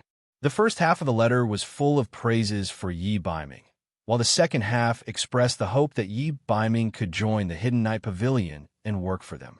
As long as Yi Baiming competed according to the instructions of the Hidden Night Pavilion, the Hidden Night Pavilion would provide Yi Baiming with the best elixirs and magic potions, as well as a large sum of money as a reward. The Hidden Night Pavilion is quite interesting. Long Hua, write a reply letter for me. In the letter, say that I accept their invitation. Yi Baiming smiled wickedly. Master, you mean to say that you want to cooperate with the Hidden Night Pavilion? Long Hua was very surprised. The Hidden Night Pavilion had obviously offended Miss Yunsheng. According to his master's temper, he would definitely not let the other party off. But what he meant was that he wanted to cooperate with the other party. But the Hidden Night Pavilion was backed by the Medicine Emperor Pavilion.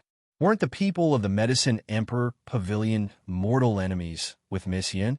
Long Hua and Long Shui did not understand what their master's intentions were. Long Hua, you still don't understand. Only by knowing yourself and your enemy can you win every battle. Only by joining forces with the Hidden Night Pavilion would they be able to eradicate it completely. If you want to blame someone, you can only blame them for offending someone they shouldn't have offended. Yi Baiming lit the letter and watched it burn to ashes.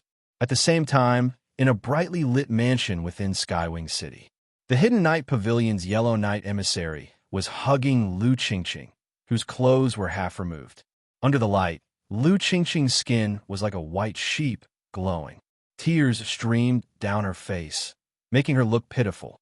There were several large bruises on her face and back, clearly left behind when she fell to the ground and fainted. Knight Envoy, you must avenge me. That damned bitch nearly disfigured me. Lu Qingqing was the martial ancestor realm female cultivator who had fought with Dongwang Linger on the stage today.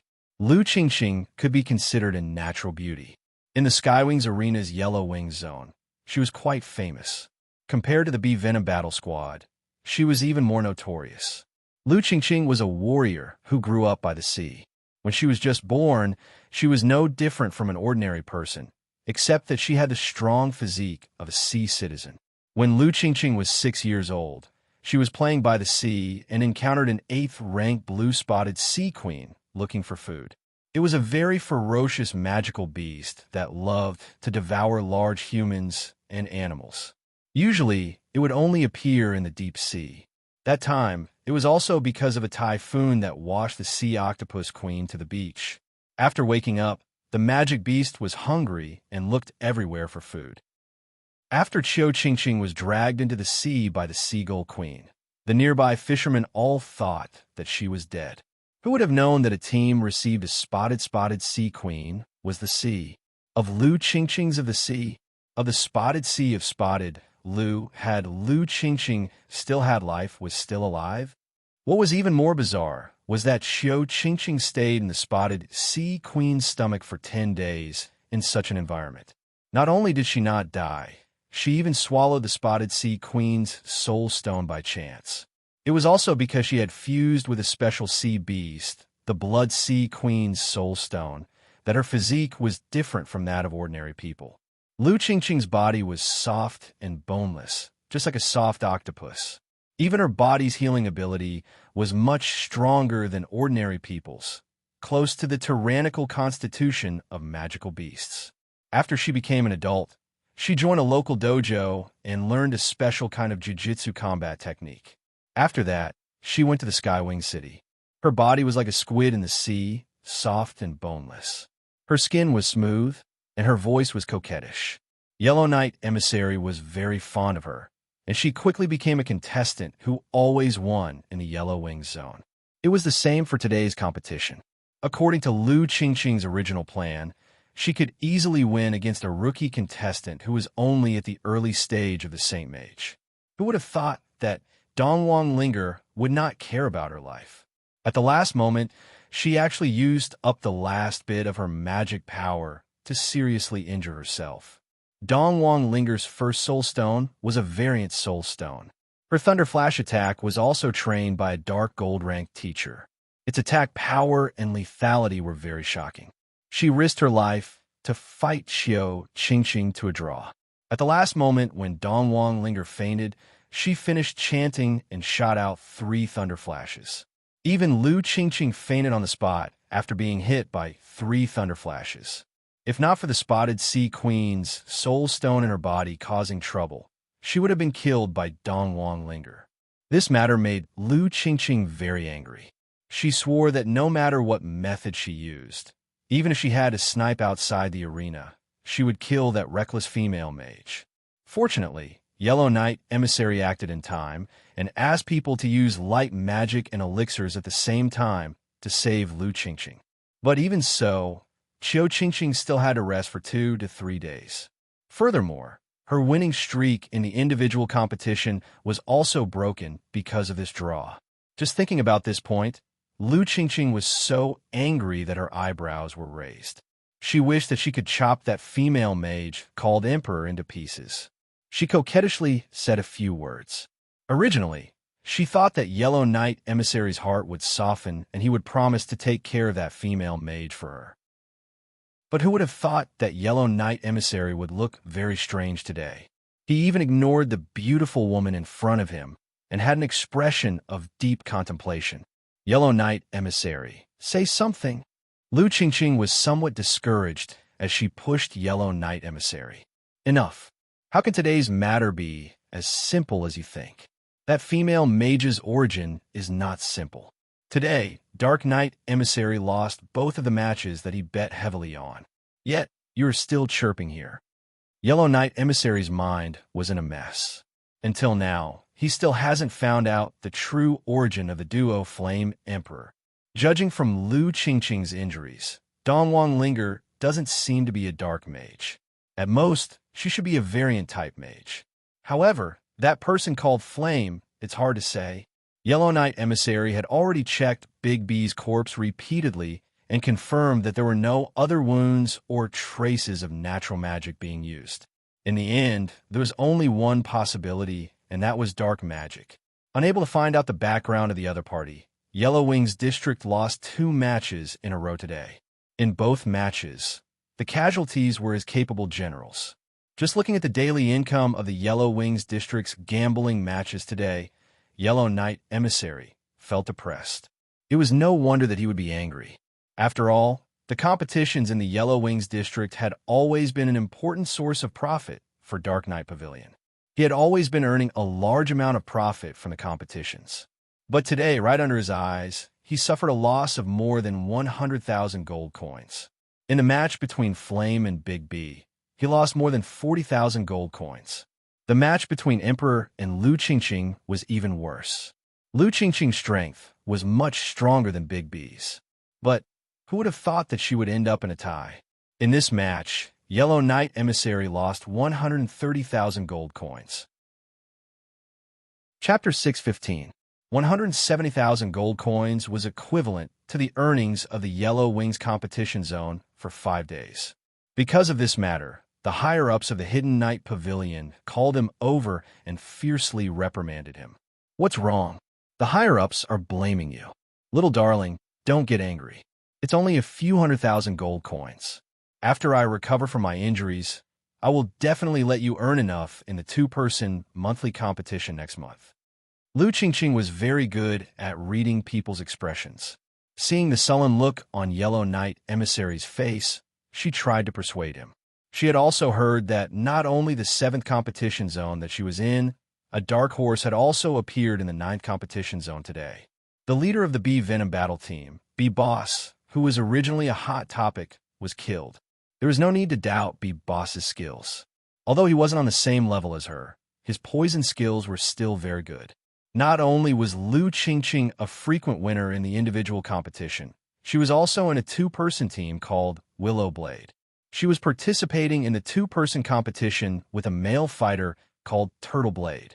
Her results in the 2-person competition were much better than her results in the individual competition.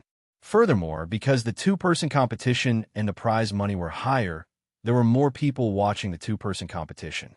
Furthermore, the amount of money that was placed in the gambling house was also higher. After Qiu Qingqing's winning streak record was broken by Dongwang Linger, her chances of fighting for the title of the Fighting King in the individual competition had decreased greatly. Therefore, she decided to shift her attention to the 2-person competition. With Turtle Blade, she was very confident that she would be able to sweep through the 2-person competition zone. Furthermore, up until now, they had already won 29 matches in the 2-person competition. As long as they were able to win 30 matches in a row, they would be able to enter the next month's monthly competition. Once they enter the monthly competition, their prize money would be increased by 5 times. Furthermore, their accumulated battle results would also be increased by 5 times. If they were to win the monthly competition, they would have the chance to enter the seasonal competition or even the annual competition. At that time, the prizes for the seasonal competition and the annual competition would be even more generous. They would also be a step closer to becoming the fighting king. After hearing what Lu Qingqing said, Yellow Knight Emissary also became somewhat interested. He indeed needed a victory in the monthly competition to make up for his losses and redeem some of the higher-ups' impression of him. How confident are you? In the Earthly Wings competition zone, Chunyi, that fellow, is said to have recruited a few very capable newbies. The Knight Emissaries of the 4 main competition zones, including Yellow Knight Emissary, seemed to be colleagues, but in private, the competition was very intense. About 70%. However, if you can give me that medicine, I will have a 99% chance. Lu Qingqing used her soft and boneless hands to touch Yellow Knight Emissary's chest. Her charming eyes were about to drip with tears. You mean that kind of medicine?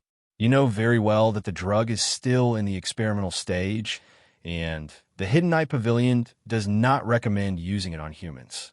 The second young master of the Skywings Arena commissioned the Hidden Knight Pavilion to develop that medicine. It's usually only used on magical beasts to increase the excitement of the matches in the Profound Wings Arena, Yellow Knight Emissary muttered. Did you forget that I'm a half-magical beast? Otherwise, how could I withstand your torment in that aspect? Lu Qingqing said angrily. If I have that kind of medicine, my strength will increase greatly. As long as I make it into the monthly and annual competitions, you will definitely be recognized by the higher-ups of the Hidden Knight Pavilion. Maybe you can go to other competition zones to be a Knight Emissary. Lu Qingqing tried her best to persuade Yellow Knight Emissary. Yellow Knight Emissary was very tempted. He was also tired of staying in the Profound Wings Arena. The profits here were too limited, unlike the Knight Emissaries in the Sky Wings and Earthly Wings arenas, who could become rich just by selling mid-grade and high-level magic pills. Even the Knight Emissaries in the Profound Wings Arena could make use of the trading of magical beast cubs to earn a lot of profits. Seeing that Yellow Knight Emissary was already tempted, Lu Qingqing continued to persuade him. I also heard that the 2 Dark Horse contestants who ruined your plans, Yin and Huang, are also participating in the 2-on-1 competition. As long as we use some methods, we will definitely meet. At that time, I will definitely teach them a lesson. Lu Qingqing was narrow-minded. She would never allow Dongwang Linger to still be standing in the arena after injuring herself. Yellow Knight Emissary hesitated. He indeed had not given up on the idea of subduing Yunsheng and Dongwang Linger, especially when the other party might be a dark magician. Among female magicians, dark element magicians were extremely rare. If the other party didn't come from any big family, then after subduing her and giving her to some of the esteemed guests from the temple, she would definitely be very popular. All right, as long as you can win one more round and enter the monthly competition, I will give you that medicine. Yellow Knight Emissary decided to take a gamble. After all, that kind of forbidden medicine was something that Lu Qingqing would only use under extreme circumstances. According to what he knew, among the contestants who entered the monthly competition, there was no one who was more powerful than Lu Qingqing and Tortoise Sword. Hearing that, Lu Qingqing was extremely happy, and the two of them started to get intimate. When the next day came, Dongwang Linger's eyes were red and swollen like walnuts. Looking at her miserable appearance, Dongwang Linger screamed and begged Yunsheng to use ice magic to help her get rid of the swelling on her eyes. After fussing for a long time, Dongwang Linger was finally willing to leave the house. When Dongwang Linger saw Gufeng, she even looked at him worriedly. Who would have thought that Gufeng would still be in high spirits? And he was even smiling cheerfully at Dongwang Linger, as if nothing had happened last night. This caused Dongwang Linger to be bewildered. Last night, this blockhead looked as if the sky was going to collapse. Why is it that this morning, he looks as if he has been injected with chicken blood? Although Dongwang Linger was puzzled, when she saw that Gufeng was still as cheerful as usual, Dongwang Linger was both happy and worried. She had also noticed that Gufeng and Dongwang Linger's expressions weren't right. However, As he wasn't good with words, he didn't ask too much about it. Give up. I've decided. From today onwards, I'll also enter the Earthwings competition zone. Gu Feng announced his important decision in front of everyone. 1 hour later, Yun Sheng and Dongwang Linger arrived at the competition zone number 9 and found Chu Yu. They told Chu Yu that they had decided to participate in the two-person competition, and they agreed. From today onwards, all of the daily competitions would be held in Chu Yu's Division 9. Naturally, Chu Yu gladly accepted. Due to the geographical location of Chu Yu's Division 9 and some other reasons, there weren't many people participating in the competition. This resulted in the number of people who came to watch the competition every day. When Yun Sheng and Dongwang Linger took the initiative to come, Chu Yu was rather happy. Just when Chu Yu and Flame Emperor were discussing, a pair of unfriendly eyes were sizing up Flame Emperor and Chu Yu. Chu Yu, let me give you a piece of advice. As a judge, it's better for you to not get too close to the contestants. A voice that sounded like a man's and a woman's voice interrupted their conversation. Without turning her head around to see who the person was, a trace of impatience appeared on Chu Yu's beautiful face. Kong Fei, why are you not managing the competition zone number 1 and coming to my remote competition zone number 9?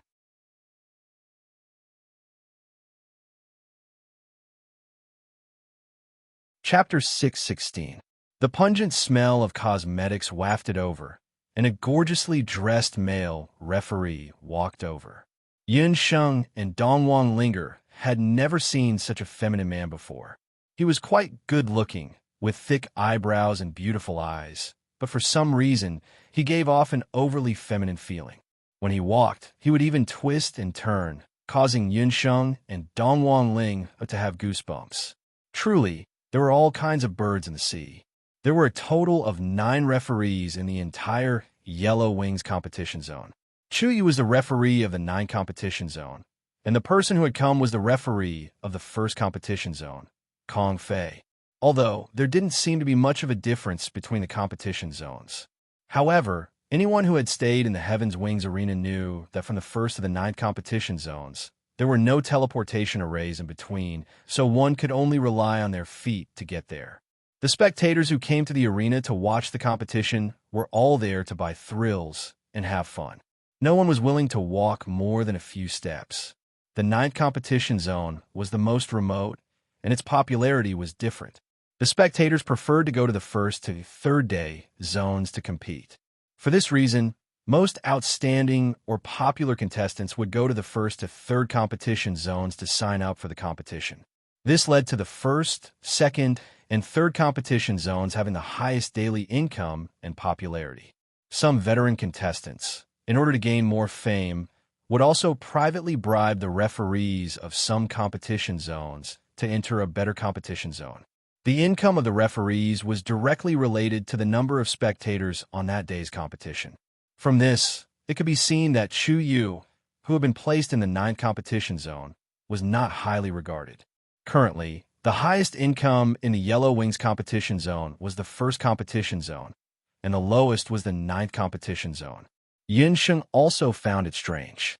In her opinion, Chu Yu was an extremely outstanding management talent.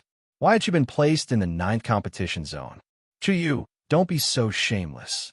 I'm just reminding you out of the kindness of my heart. Kong Fei had already walked over, swaying his hips. He glanced at Chu Yu, and when he saw her beautiful face, jealousy flashed through his eyes. Kong Fei, when it comes to being close to the contestants, how can I compare to you? Chu Yu looked displeased. What she meant was that Kong Fei was secretly mocking Kong Fei for accepting bribes from the contestants in private and arranging for the competition zones to be unfair. Kong Fei was greedy and narrow-minded. He had always ostracized the beautiful Chu Yu. Chu Yu was an upright person, and he wasn't willing to see the arena filled with a foul atmosphere. She had always been a fair judge and would never accept bribes in private. She would also stop the petty tricks of the Hidden Night Pavilion, if she could. But Kong Fei was different. He relied on his special status, and not only did he dominate the first competition area's judge, but he also secretly received benefits from the Hidden Night Pavilion and the contestants. Even when Yunsheng and Lu Qingqing met Big B and Lu Qingqing in their first individual competition, it was Kong Fei who added fuel to the fire behind the scenes. As Yunsheng and Dongwang Ling weren't insiders of the arena, Chu Yu didn't reveal these things to them. "You bitch! Are you scolding me for accepting bribes? Chu Yu, you shameless bastard. Last time, weren't you the one who said that I wasn't even the lord of the city? I implicated the second young master and got scolded." When Kong Fei heard that, he was so angry that his pretty boy face trembled. He was also extremely sissy. When he was angry, he would stomp his feet and put his hands on his waist. He didn't forget to form an orchid shape with his hands, looking like a shrew cursing on the streets. Yunsheng and Dongwang Ling finally understood that this Kong Fei was a sissy. If you don't want people to know, don't do it in the first place. Don't think that I don't know how much benefits you receive from the Yellow Knight Emissary. Don't think that just because you and the second young master got together, the entire Yellow Wings competition zone is your world. Chu Yu's expression became more and more ugly. You were just jealous. Don't think that I don't know why you were chased out of the City Lord's mansion. You can't hook up with the big one, and the small one doesn't like you. Let me tell you, you won't be happy for long. I will definitely be the head judge of the Yellow Wings competition zone. Kong Fei glanced at the Flame Emperor duo.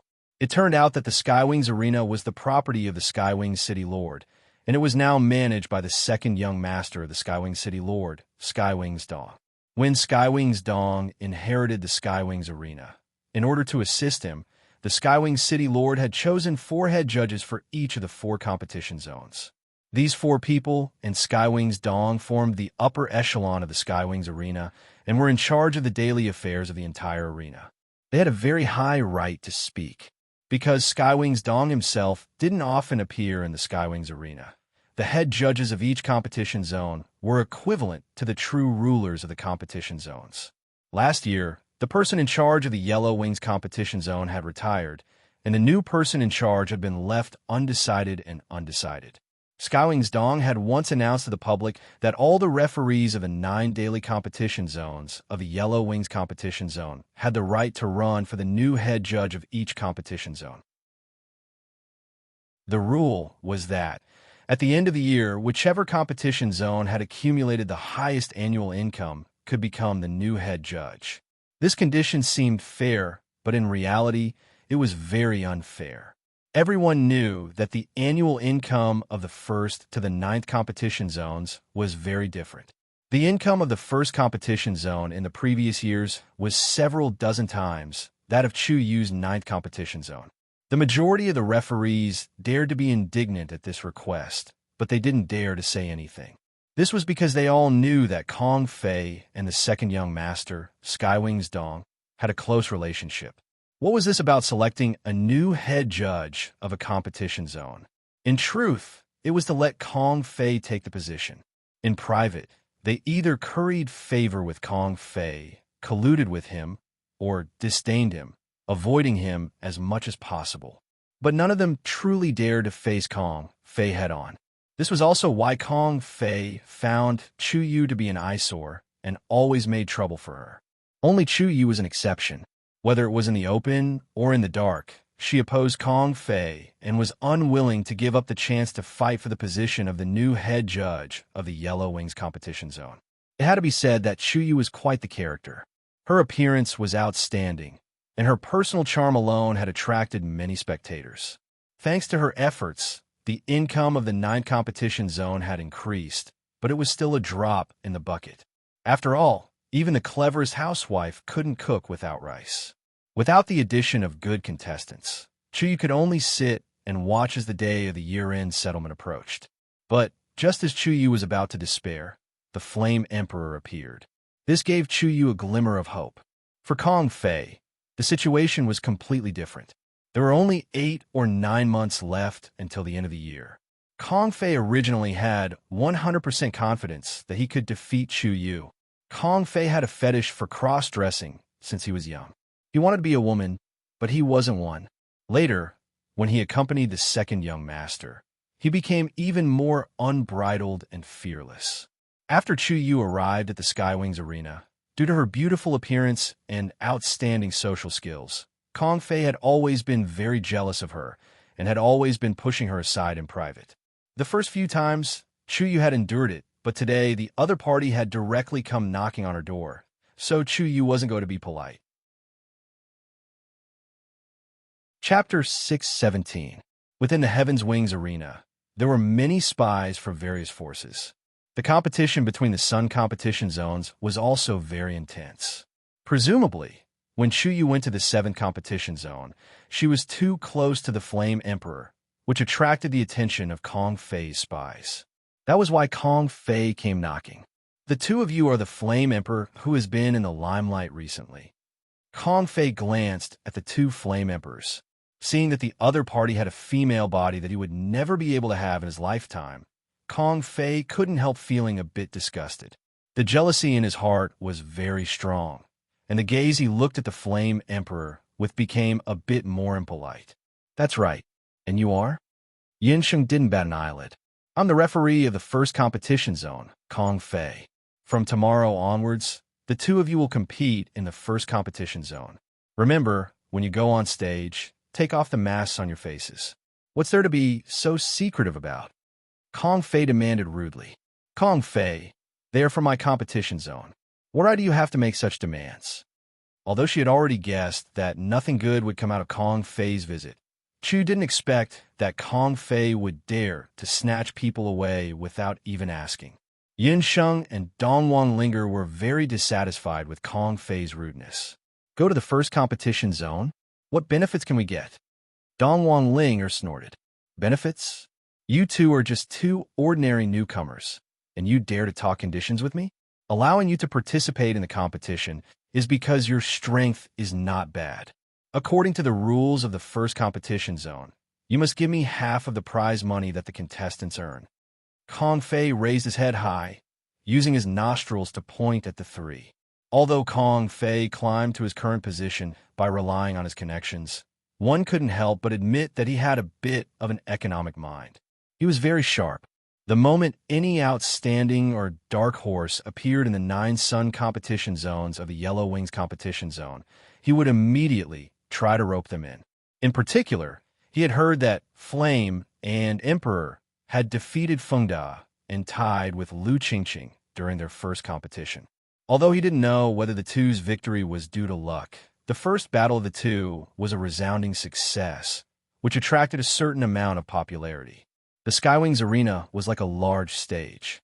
It could attract a large number of spectators who pursued excitement and violence. But sometimes, some outstanding dark horse contestants could attract some fans. Once these fans decided on a few contestants, they would unrestrainedly follow them.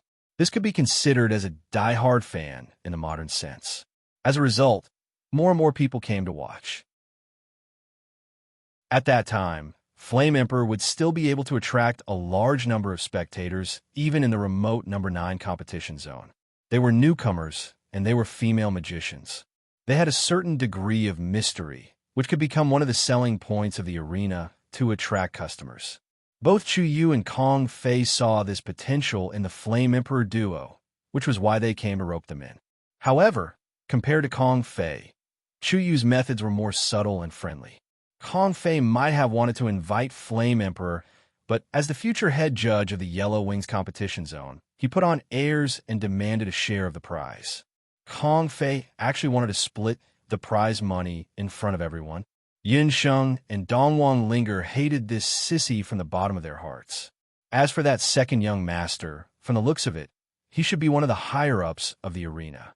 Kong Fei relied on that second young master's bed to become the referee of number 1 competition zone. In any case, from the conversation between Kong Fei and Chu Yu just now, Kong Fei was someone who sold his ass.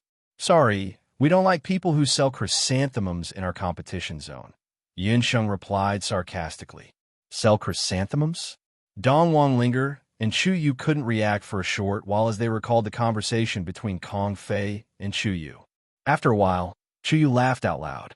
Dongwon Linger also laughed out loud. Under the mask, tears were about to come out from her eyes. Sell chrysanthemums? To think that Yin Sheng would be able to describe it. Chu Yu didn't expect that Yin Sheng who usually looked strict and cautious, would actually spit out such vulgar words. Kong Fei might be a sissy, but he believed that he was the high and mighty referee of #1 competition zone. When had he ever received such humiliation before? He was mad with anger. He pinched his thumb and middle finger and pointed at Yun Sheng and the other two. Remember this. He stomped his foot and ran away. Chuyu also felt very relieved. Sorry, I let you see a joke. Chuyu smiled awkwardly. What is the background of that Kong Fei? It seems that you are very afraid of him? Dongwang Linger stuck out her tongue at Kong Fei's back. He is second young master's boy toy. Just a clown. Don't mind him too much. You guys can compete as much as you want. No matter how long Kong Fei's hands are, he can't interfere with my #9 competition zone. Chuyu didn't want Manager Chu to worry too much. When the two young masters of Skywing City Lord's residence were mentioned, Chuyu also had a headache. The Skywing City Lord was a wise man, but he raised two useless sons, Skywing's Tuo and Skywing's Dong. These two brothers were born from two different wives, and neither of them were good people. Skywing's Tuo liked luxury and liked to collect all kinds of treasures. He was a hedonistic young master, and the treasure boat was under his name. He wantonly squandered it, pursued women, and even snatched women. Those women who were humiliated were all afraid of the Skywing City Lord's reputation and didn't dare to be arrogant. As for the second young master, Skywing's Dong, his personality was completely different from his eldest brother. He was competitive and ruthless, and was a martial arts fanatic. But in private, he was a person with special hobbies. He didn't like women and liked pretty boys the most. The number of boy toys under him was no less than 10 all year round. The Skywing City Lord had put in a lot of effort for these two brothers. According to the two brothers' personalities and preferences, he handed the Skywing's arena and the treasure boat to the two of them to manage. So you're saying that second young master has a homosexual fetish? Yun Sheng and Dongwang Linger clicked their tongues in wonder. Yes, these words can only be said here. Don't spread it out. Kong Fei is second young master's favorite boy toy. Apart from this, Kong Fei is also the cousin of Hidden Knight Pavilion's Yellow Knight Emissary. In the Skywings arena, Yellow Knight Emissary can be so unbridled in the Yellow Wing competition zone because of this relationship. Chuyu frowned. From what she knew, Yellow Knight Emissary and second young master had some secret dealings. Yun Sheng and Dongwang Linger had offended Hidden Knight Pavilion, and now they had offended Kong Fei. Their future days wouldn't be peaceful. The two of you have quite the guts to have offended the two most sinister brothers in the Skywings arena. Chuyu didn't know if she should say that the Flame Emperor was reckless or reckless. No one had ever dared to offend Kong Fei like this. This person was petty and liked to hold grudges, even more of a sissy than a woman. He would definitely take revenge on the Flame Emperor and the 9th competition zone. Chapter 618. However, don't worry. As long as it's within the 9th competition zone, Kong Fei will still have to give me some face. Chuyu sighed. Towards the two people's recklessness just now, she chose to ignore it. Big Sister Chuyu, please allow us to call you Big Sister Chuyu. The two of us are newcomers, so it's unavoidable for us to be a bit rash. Please forgive us in the future. Yun Sheng was a very straightforward person. If she liked someone, she liked them. If she didn't like them, she didn't like them. Chuyu's personality was straightforward. She treated people with sincerity. Yun Sheng and Dongwang Linger both liked her very much. Be it Kong Fei or Hidden Knight Pavilion, as long as they offended her or her friends, she wouldn't let them off. In other words, she had already decided that no matter what, the competition would be held in the 9th competition zone. I welcome the two of you to join the 9th competition zone. However, there's one thing that I need to make clear. In the arena, battle skills and magic don't have eyes. If the two of you can win, I will definitely not covet any of the rewards and glory. However, if the two of you are weak and lose, I will definitely not help you. Chuyu also liked the two newcomers in front of her very much. However, she also wanted to see the two's true strength. Regarding this, you can rest assured. His Majesty and I will obtain victory with our own efforts. However, I have a request. Yunsheng's expression became serious. As long as I can help you, just say the word. Chu was also a straightforward person. I only want to have a match with Lu Qingqing. Yunsheng's black eyes surged with anger. At this moment, although Yunsheng was wearing a mask, a terrifying fluctuation of emotions could be felt from her body. It was like killing intent, but it was even stronger than killing intent. Even Chu Yu, who had experienced countless life and death situations in the arena, couldn't help but be startled. Dong Wang Linger, who was beside Yunsheng, had a slight change in her expression. Looking at Yunsheng, her heart surged.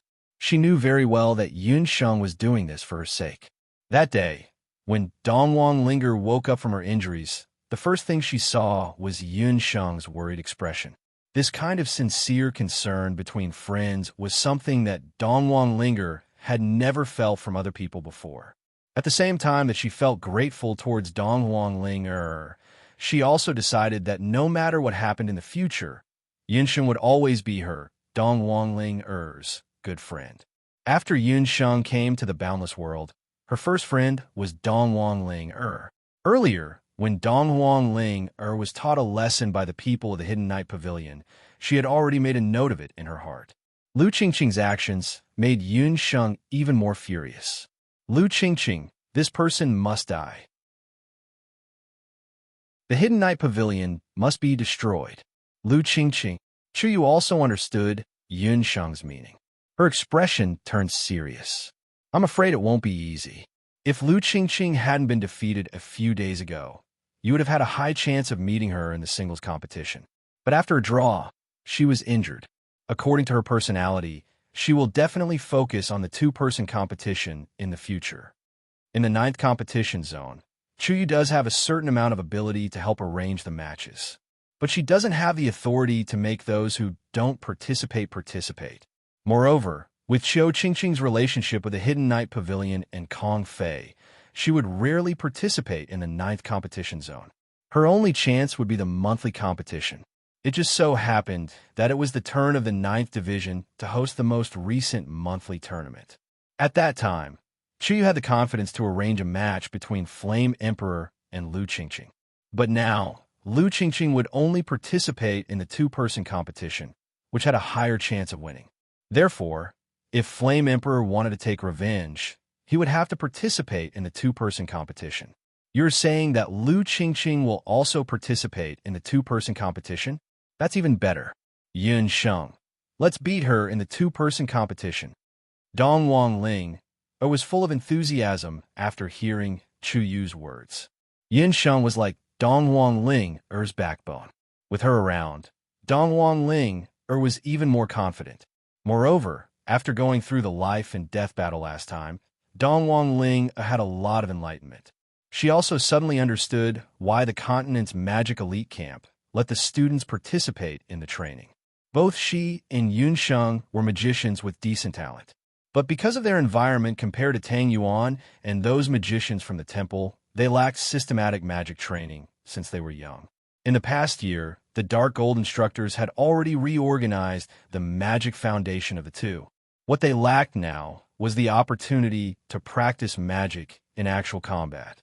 It could be said that Yunsheng and Dong Wang Linger would be able to gain unprecedented experience in a place like the Skywings Arena. The arena wasn't a training ground. There were only life and death battles there. If they weren't careful, what awaited them would be death. Then, when is Lu Qingqing's next two-person competition? Yunsheng also agreed to participate in the two-person competition with Dong Wang Linger. In terms of magic attributes, her and Dong Wang Linger's magic attributes could be said to be complementary to each other. In terms of personality, Dong Wang Linger was impulsive while she was cautious. The two of them were the most suitable together. Seeing that the two had made up their minds, Chu Yu helped them check the number of matches. With one look, Chu Yu frowned. The situation isn't good. Lu Qingqing has already won 29 matches in a row. She only needs to win one more match to enter the monthly competition. According to the rules of the Skywings Arena, any contestant who accumulated 30 matches in a month could automatically enter the monthly competition. The first place of the monthly competition could enter the annual competition and compete for the title of King of Combat.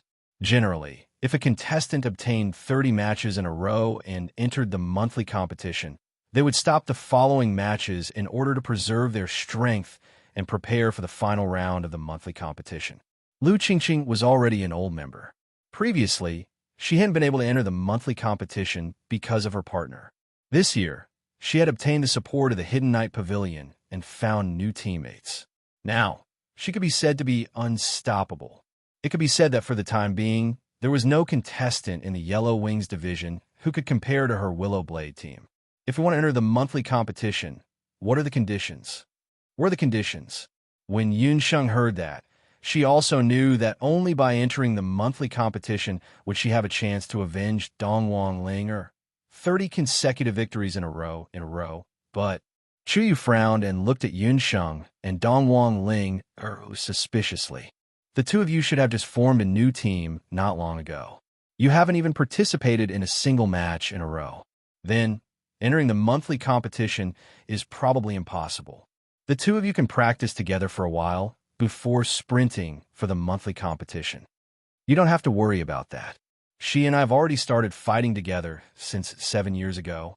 When Yun Sheng and Dongwang Ling heard that, they looked at each other and nodded heavily. At that moment, the flames of excitement were dancing in their eyes. The two of them had already experienced the tribulation of life and death when they first met when they were 6 years old.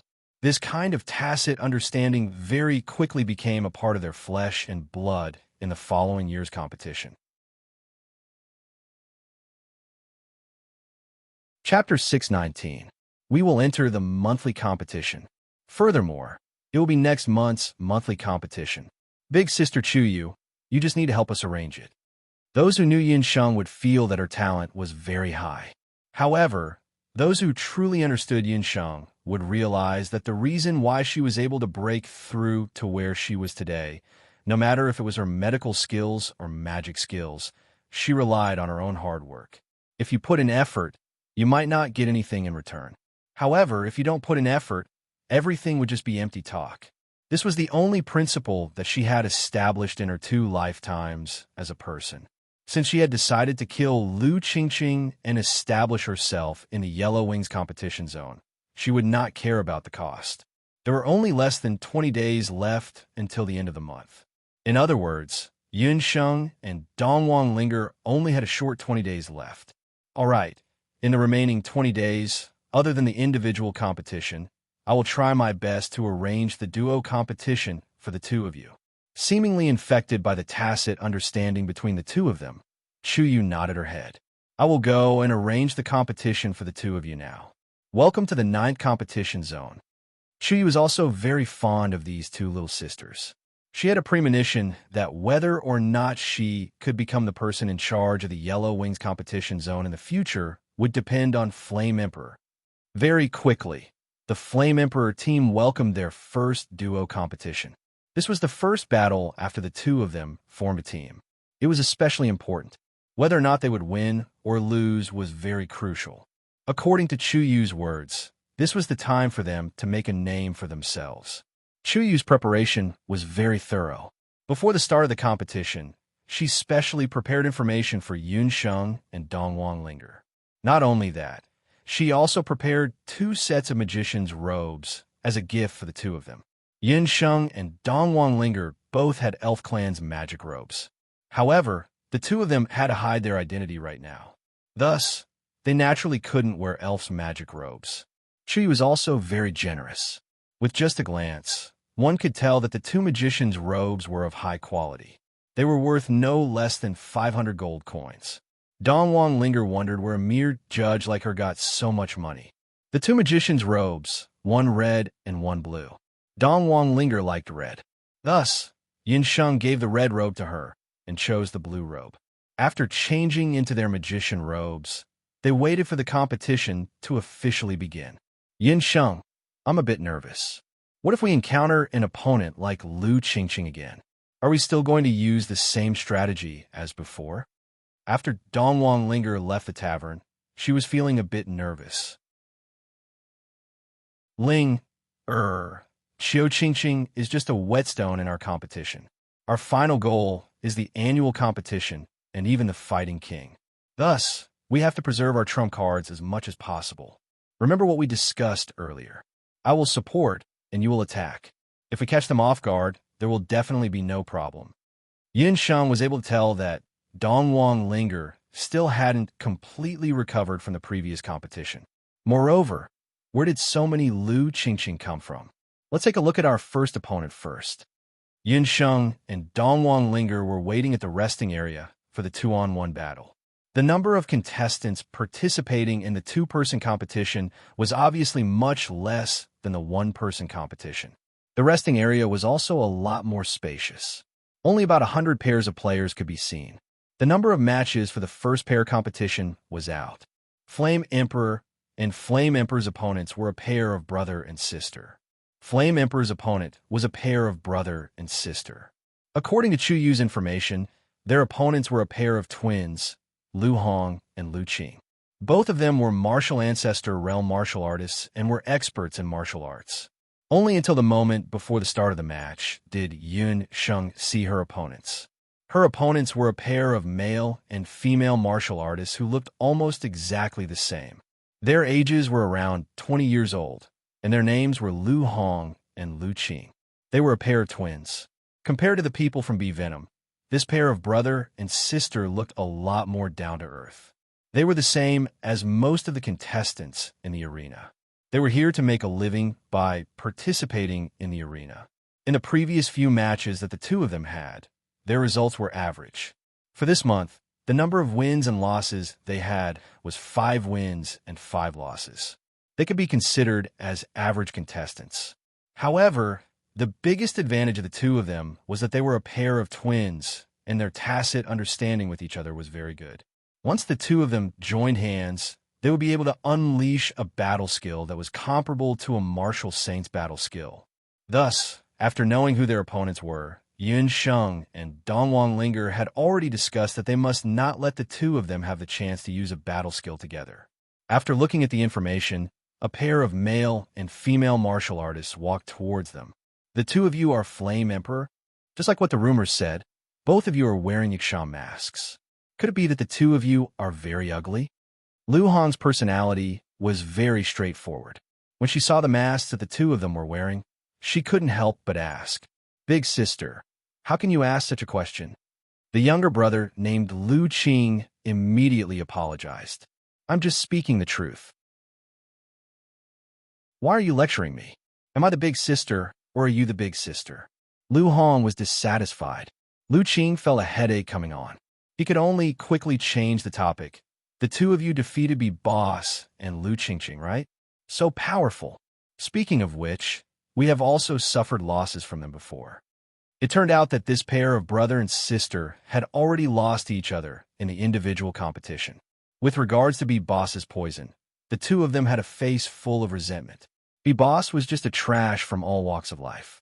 The people who had suffered losses from him in the competition area were nothing. Thus, after knowing that the two of them had taught B Boss and Lu Qingqing a lesson, Lu Qing had a very good impression of them. It's one thing to defeat B Boss, but it's another to defeat us. In private, we can be friends. However, in the competition arena, we will not be courteous. Our results in the individual competition are not good. However, in the duo competition, we are seniors. If the two of you lose, don't cry," Lu Hong said in a muffled voice. Hearing her tone, it was completely the tone of a senior. Both Flame and Emperor felt that it was funny. "Big sister, it's done. Since we have already greeted each other, let's go and prepare for the competition." Lu Qing grabbed on a Lu Hong and pulled her away. What an interesting pair of brother and sister. After being interrupted by Lu Hong and Lu Qing, Dongwang Linger was no longer nervous. When the time was up, Flame and Emperor walked out of the resting room and walked onto the competition arena. After having the experience of competing once, Flame and Emperor were already somewhat used to the atmosphere of the competition arena. However, it was different from the previous time. This time, the two of them walked into the circular open-air competition area. When they walked into the competition arena, they heard a burst of lively cheers. It was completely different from the cold and cheerless atmosphere of the individual competition. Why are there so many people? The two of them felt that it was somewhat inconceivable.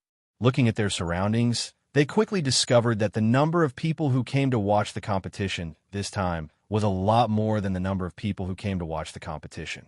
There were at least 100+ people. Last time, even when they were fighting against Lu Qingqing, there weren't that many people. Because the two of you are now the Dark Horse contestants. Many people heard that Bi Boss and Lu Qingqing were defeated. Thus, they all came to see what kind of people the two of you are. Chu Yu helped to explain. Chapter 620. The Heaven's Wings Arena was divided into new players, old players, Dark Horse players, popular players, and popular players. The latter three could attract the most spectators. Flame Emperor's fame was not enough to reach the level of popular players, but for those curious spectators, they had become an absolute dark horse. Therefore, the number of spectators for this duo competition was not small. On the arena, Flame Emperor saw Chu Yu. Opposite her, Lu Hong and Lu Qing were already standing at the side. Chu Yu was wearing a bright violet warrior robe, which accentuated her slim waist and perky buttocks. It was very pleasing to the eye. Flame and Emperor were also young women. The three of them standing together were very pleasing to the eye, which attracted a burst of whistles from the spectator stands. She was in a good mood. It had been a long time since so many spectators came to the 9th Division to watch. It seemed that her choice of Flame Emperor was right. 9th Division, 7th Group Individual Competition, Flame Emperor team against Dragon Phoenix. Flame Emperor and Emperor are a new team for the first time. Their magic cultivation is respectively Master Magician and Saint Magician. Dragon Phoenix team, Lu Hong and Lu Qing. The two of them have been in the team for 3 years, and their winning rate is more than 50%. Both of them are Martial Marquis.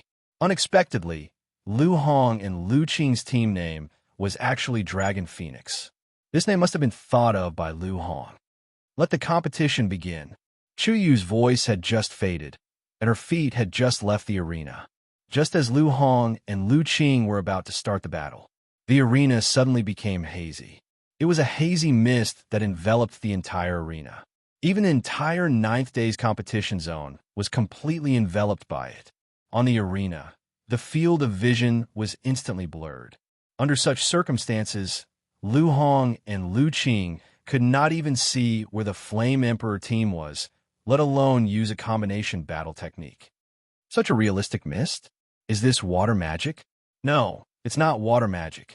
A water magician shouted from the side.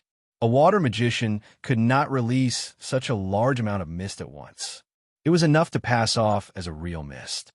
It's elven magic. Only the elven race's high-level water magic can form such a mist. The spectators at the side were all speechless. They had watched the competition for so long, but they had never seen such a scene. While he was still in a daze, he suddenly heard a delicate voice. "Excuse me." Punk punk dash in the arena. 2 hurricanes rose from the ground. The fog was instantly pushed aside. There were originally 4 people in the arena, but now 2 figures were smashed out like cannonballs. The 2 siblings, Lu Hong and Lu Qing, were knocked dizzy. Up until the moment they were knocked unconscious, they still didn't understand how they had lost. It was deathly quiet in the number 9 competition zone. It was almost exactly the same as the one in Beehive City. Instant victory, instant victory. After Chu Yu's experience last time, she was clearly much more receptive this time. She immediately announced, Flame Emperor is victorious in the 7th match of Division number 9. He won. He won just like that. Until they walked out of the arena, many of the spectators were still immersed in the instant victory of the previous match. They had only used 2 spells, one elven water magic and the other wind magic, and they had won without any suspense.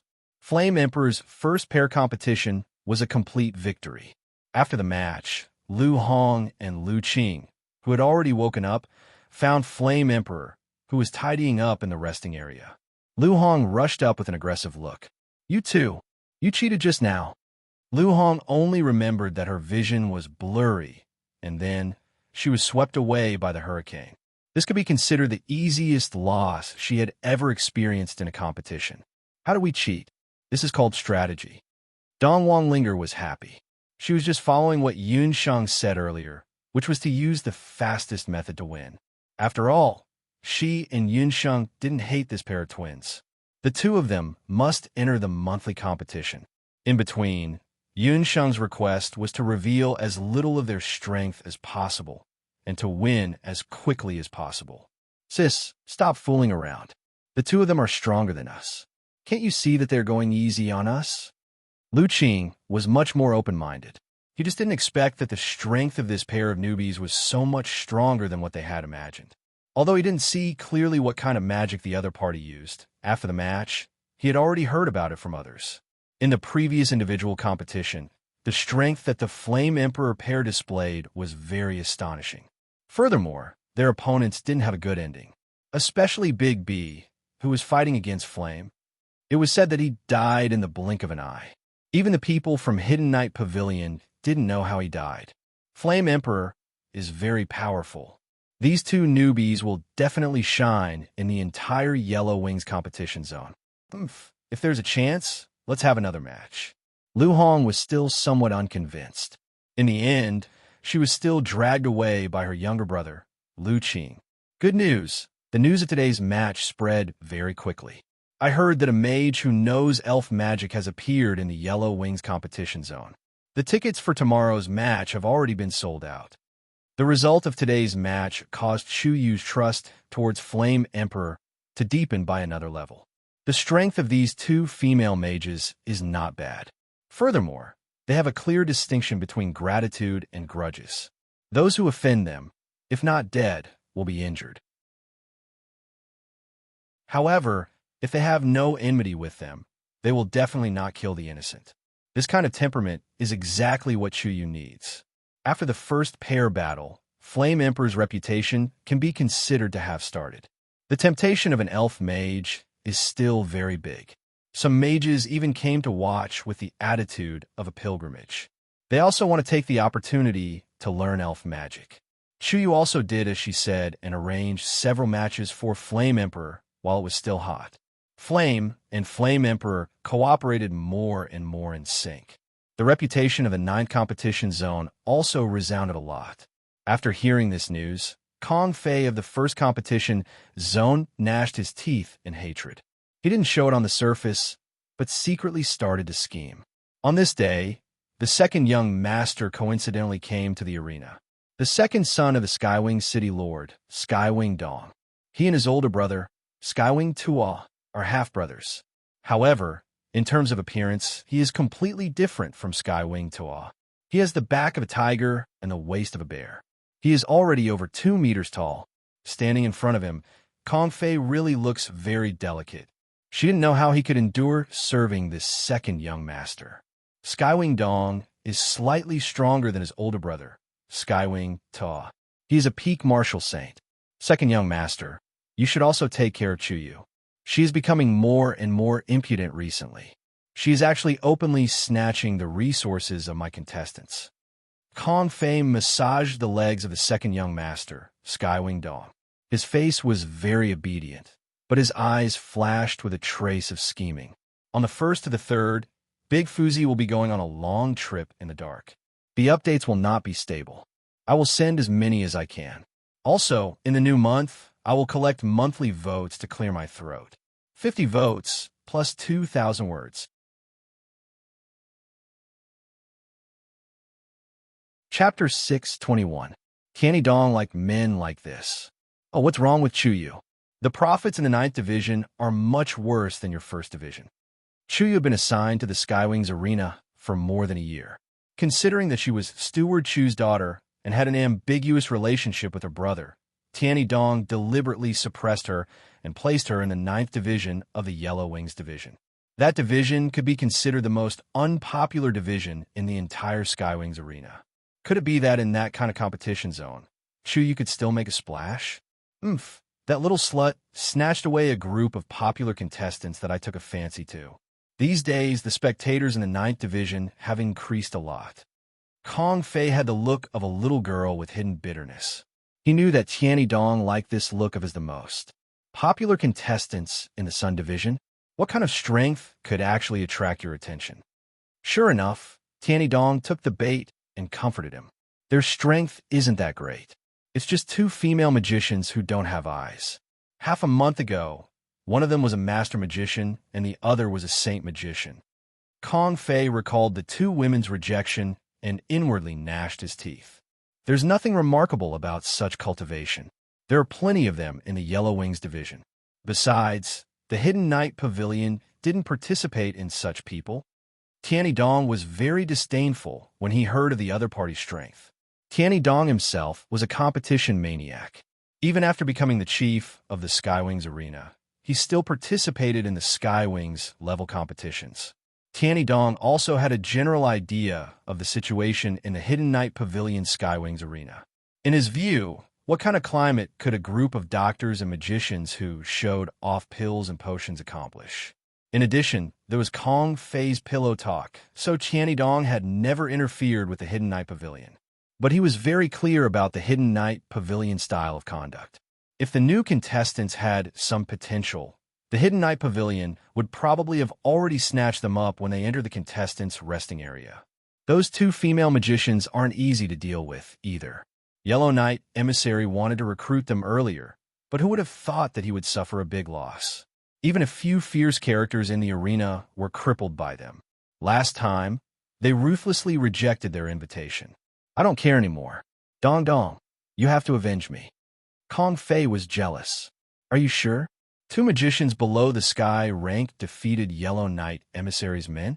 When did the Hidden Knight Pavilion become so weak? Tianyi Dong's heart ached for his little lover, but he didn't completely believe Kong Fei's words. After all, he was the head of the Skywings Arena in name, but he still had to do things according to his father's wishes. In terms of cultivation, it's nothing, but there's also an elven magician. And in the last competition, that woman even used elven purification magic, Kong Fei said enviously. Everyone knew that it was very difficult for outsiders to learn elven magic. That female mage named Yin was also a master magician. Who knew what kind of fortuitous encounter she had that allowed her to learn high-level elven purification magic. Once the news spread, many people bought tickets to the 9th Zone just to see elven magic once. There were also some mages who went to watch the competition just to see elven magic. Right now, the number of tickets in the 9th competition zone was almost the same as the number of tickets in the 1st competition zone. This was the first time such a situation had occurred in the many years since the establishment of the Yellow Wings competition zone. All of this was because of the appearance of Yin and Emperor. That's a bit interesting. What? Are you afraid that the 9th competition zone will overtake you? Tianyi Dong had already decided on a candidate to let Kong Fei be the person in charge of the Yellow Wings competition zone. It was only because the other higher-ups of the arena objected, especially because they were afraid that their father would find out later and blame them, that they had no choice but to say that the person in charge of the Yellow Wings competition zone would be determined based on the ticket revenue of the major competition zones. They had originally thought that the 1st competition zone would be given to Kong Fei, and it was already a done deal. Who knew that in the end, there would be a Yin Emperor team? That's right. If this goes on for half a year, the 9th competition zone might really surpass the 1st competition zone. At that time, that slut Chu Yu will climb over my head. You'll definitely be mocked by the eldest young master. Kong Fei knew that Tianyi Dong was most wary of his elder brother. So even though he knew that Chu Yu and the eldest young master had no relationship at all, Kong Fei still desperately pasted vinegar behind their backs. Second young master, I've recently heard people say that Chu Yu often goes to the treasure boat. Sure enough, she's a spy sent by the eldest young master. Seeing that he couldn't immediately convince Tianyi Dong, Kong Fei simply shifted the topic to the relationship between Chu Yu and the eldest young master, Tianyi Tuo. Tianyi Tuo was a dissolute hedonist, and he had hooked up with all the women in Tianyi City who were slightly prettier. Tianyi Dong had also heard of the somewhat ambiguous matter between Chu Yu and his elder brother, but he hadn't taken it to heart. After all, Chu Yu's personal ability wasn't bad. Think about it. The eldest young master has already obtained the treasure boat with the most profit. If that slut Chu Yu occupies the position of the person in charge of the Yellow Wings competition zone, then doesn't that mean that the eldest young master will climb over your head? Kong Fei's words made Tianyi Dong waver. You're right. I almost fell for that adulterous couple scheme. Don't worry. The person in charge of the Yellow Wings competition zone is still you. I'll order people to hold the next few monthly competitions in the first competition zone. Tianyi Dong's words instantly made Kong Fei happy. The monthly competition was second only to the annual competition in the Yellow Wings competition zone. Generally speaking, the number of people who came to watch the monthly competition was tens of times greater than the individual and duo competitions. Moreover, the price of the tickets was double. That was truly a lucrative job. Therefore, when the news spread, apart from the first competition zone, the referees of the other competition zones all voiced their complaints. Needless to say, everyone knew what methods Kong Fei had used to obtain this priority. Although Chu Yu was also somewhat dissatisfied with this, she didn't care too much about it. The Flame Emperor duo's performance in the next few matches was surprisingly smooth.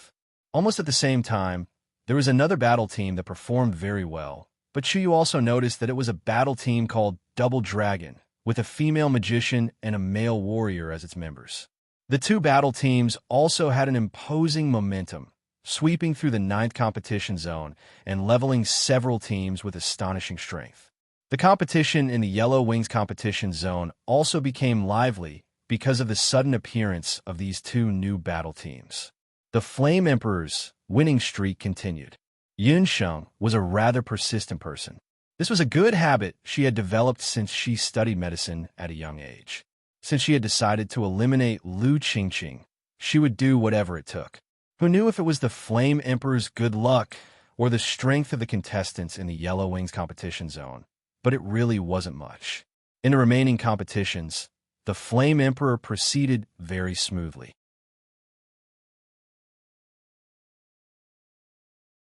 Chapter 622. The name Flame Emperor became more and more famous in the competition zone. There were even some people who came to watch the competition because they wanted to see the team composition of Flame Emperor. This also brought a lot of income to the competition zone number 9. At the end of the month, Flame Emperor went to the competition zone number 9, where Chu Yu was. Liquidation during this month, the competition zone number 9, that Chu Yu was in also had a good harvest. Therefore, Chu Yu's mood was also very good. Your individual competition results have already been tabulated. Chu Yu tabulated the results of the competition. Yun Sheng and Dongwang Ling Er's individual results were as follows. Flame participated in 15 individual competitions, won 8 matches, lost 7 matches, won 7 matches in a row. Emperor participated in 14 individual competitions, won 6 matches, lost 8 matches, won 4 matches in a row. Flame Emperor team participated in 31 duo competitions, won 31 matches, won 31 matches in a row. Converted to individual winning streaks. Flame's winning streak was 22 matches. 5 matches. Emperor's winning streak was 19 matches. 5 matches. This is your individual and team bonus. A total of 55,000 gold coins. It has already been deposited into this anonymous Skywings gold card. You can collect the gold coins from any bank in Skywing City that has Skywings written on it. Chu Yu handed the bonus to Yun Sheng and Dongwang Ling At the same time, I also wish to congratulate you and the other team, Twin Dragons, for successfully entering next month's monthly competition. After accumulating the results for a month, Chu Yu was pleasantly surprised to find out that Flame Emperor had already successfully obtained 30 matches in a row. Before the monthly competition, there is still a period of time for you to rest and reorganize. I suggest that you all should rest and not participate in the competition during this period of time. As for the specific competition venue and time, I will inform you later. Chu Yu had personally witnessed the hard work of Yun Sheng and Dongwang Ling Flame Emperor's fighting style was very special. One person to support and one person to attack. In the entire competition zone, there was no other team like this. As for the other contestants in the duo competition, most of them were proficient in both offense and defense. Only Flame Emperor was the most special. Almost all of the offensive magic with astonishing attack power were completed by Dongwang Ling Er. Because of this, the audience and even Chuyu had an impression that Flame was only a support magician in the Flame Emperor team, while Emperor was the main force. Most of the time, Flame needed the protection of the Emperor. This was exactly what Yun Sheng wanted to achieve. After more than 20 days, most of the people, including Chuyu, had almost forgotten the astonishing instant kill ability that Yin had displayed in the first match. The current Flame had been completely overshadowed by her identity as an elven mage. All right, I'll rest for a few days. Before the full moon competition, my magic power recovered very quickly. I discovered that after tempering myself in the arena for this period of time, my magic power has increased by quite a bit. Dongwang Linger believed that even if she were to encounter Lu Qingqing again, she wouldn't be in such a miserable state like the last time. Dongwang Linger felt that her magic cultivation had already broken through from primary Saint Magician to intermediate Saint Magician. Sure enough, actual combat was the best way to improve one's magic. You can use this time to go to the city and buy some necessary medicine and equipment, Chuyu suggested. Flame and Emperor had been continuously participating in the individual and duo competitions. Furthermore, the two of them won more than they lost. Especially in the duo competitions, they practically won all of their matches. Therefore, the amount of prize money that they received was a lot more than the other newcomers. With this amount of money, Yun Sheng and Dongwang Linger's food expenses for the next month were settled. They would also be able to keep an additional bonus of close to 40,000 gold coins. After the two of them left, Chuyu impatiently took out the account book and looked at the situation of this month's competition in the Yellow Wings competition zone. Among the 6 groups of contestants that entered the full moon competition zone, 2 of them came from the 9th competition zone. Because of this, Chuyu, the judge of the 9th competition zone, gained quite a bit of face. Other than Yun Sheng, there was also a group called Twin Dragons that stood out. This group entered the Yellow Wings competition zone around the same time as Flame Emperor. However, different from Flame Emperor, Twin Dragons didn't participate in the individual competition.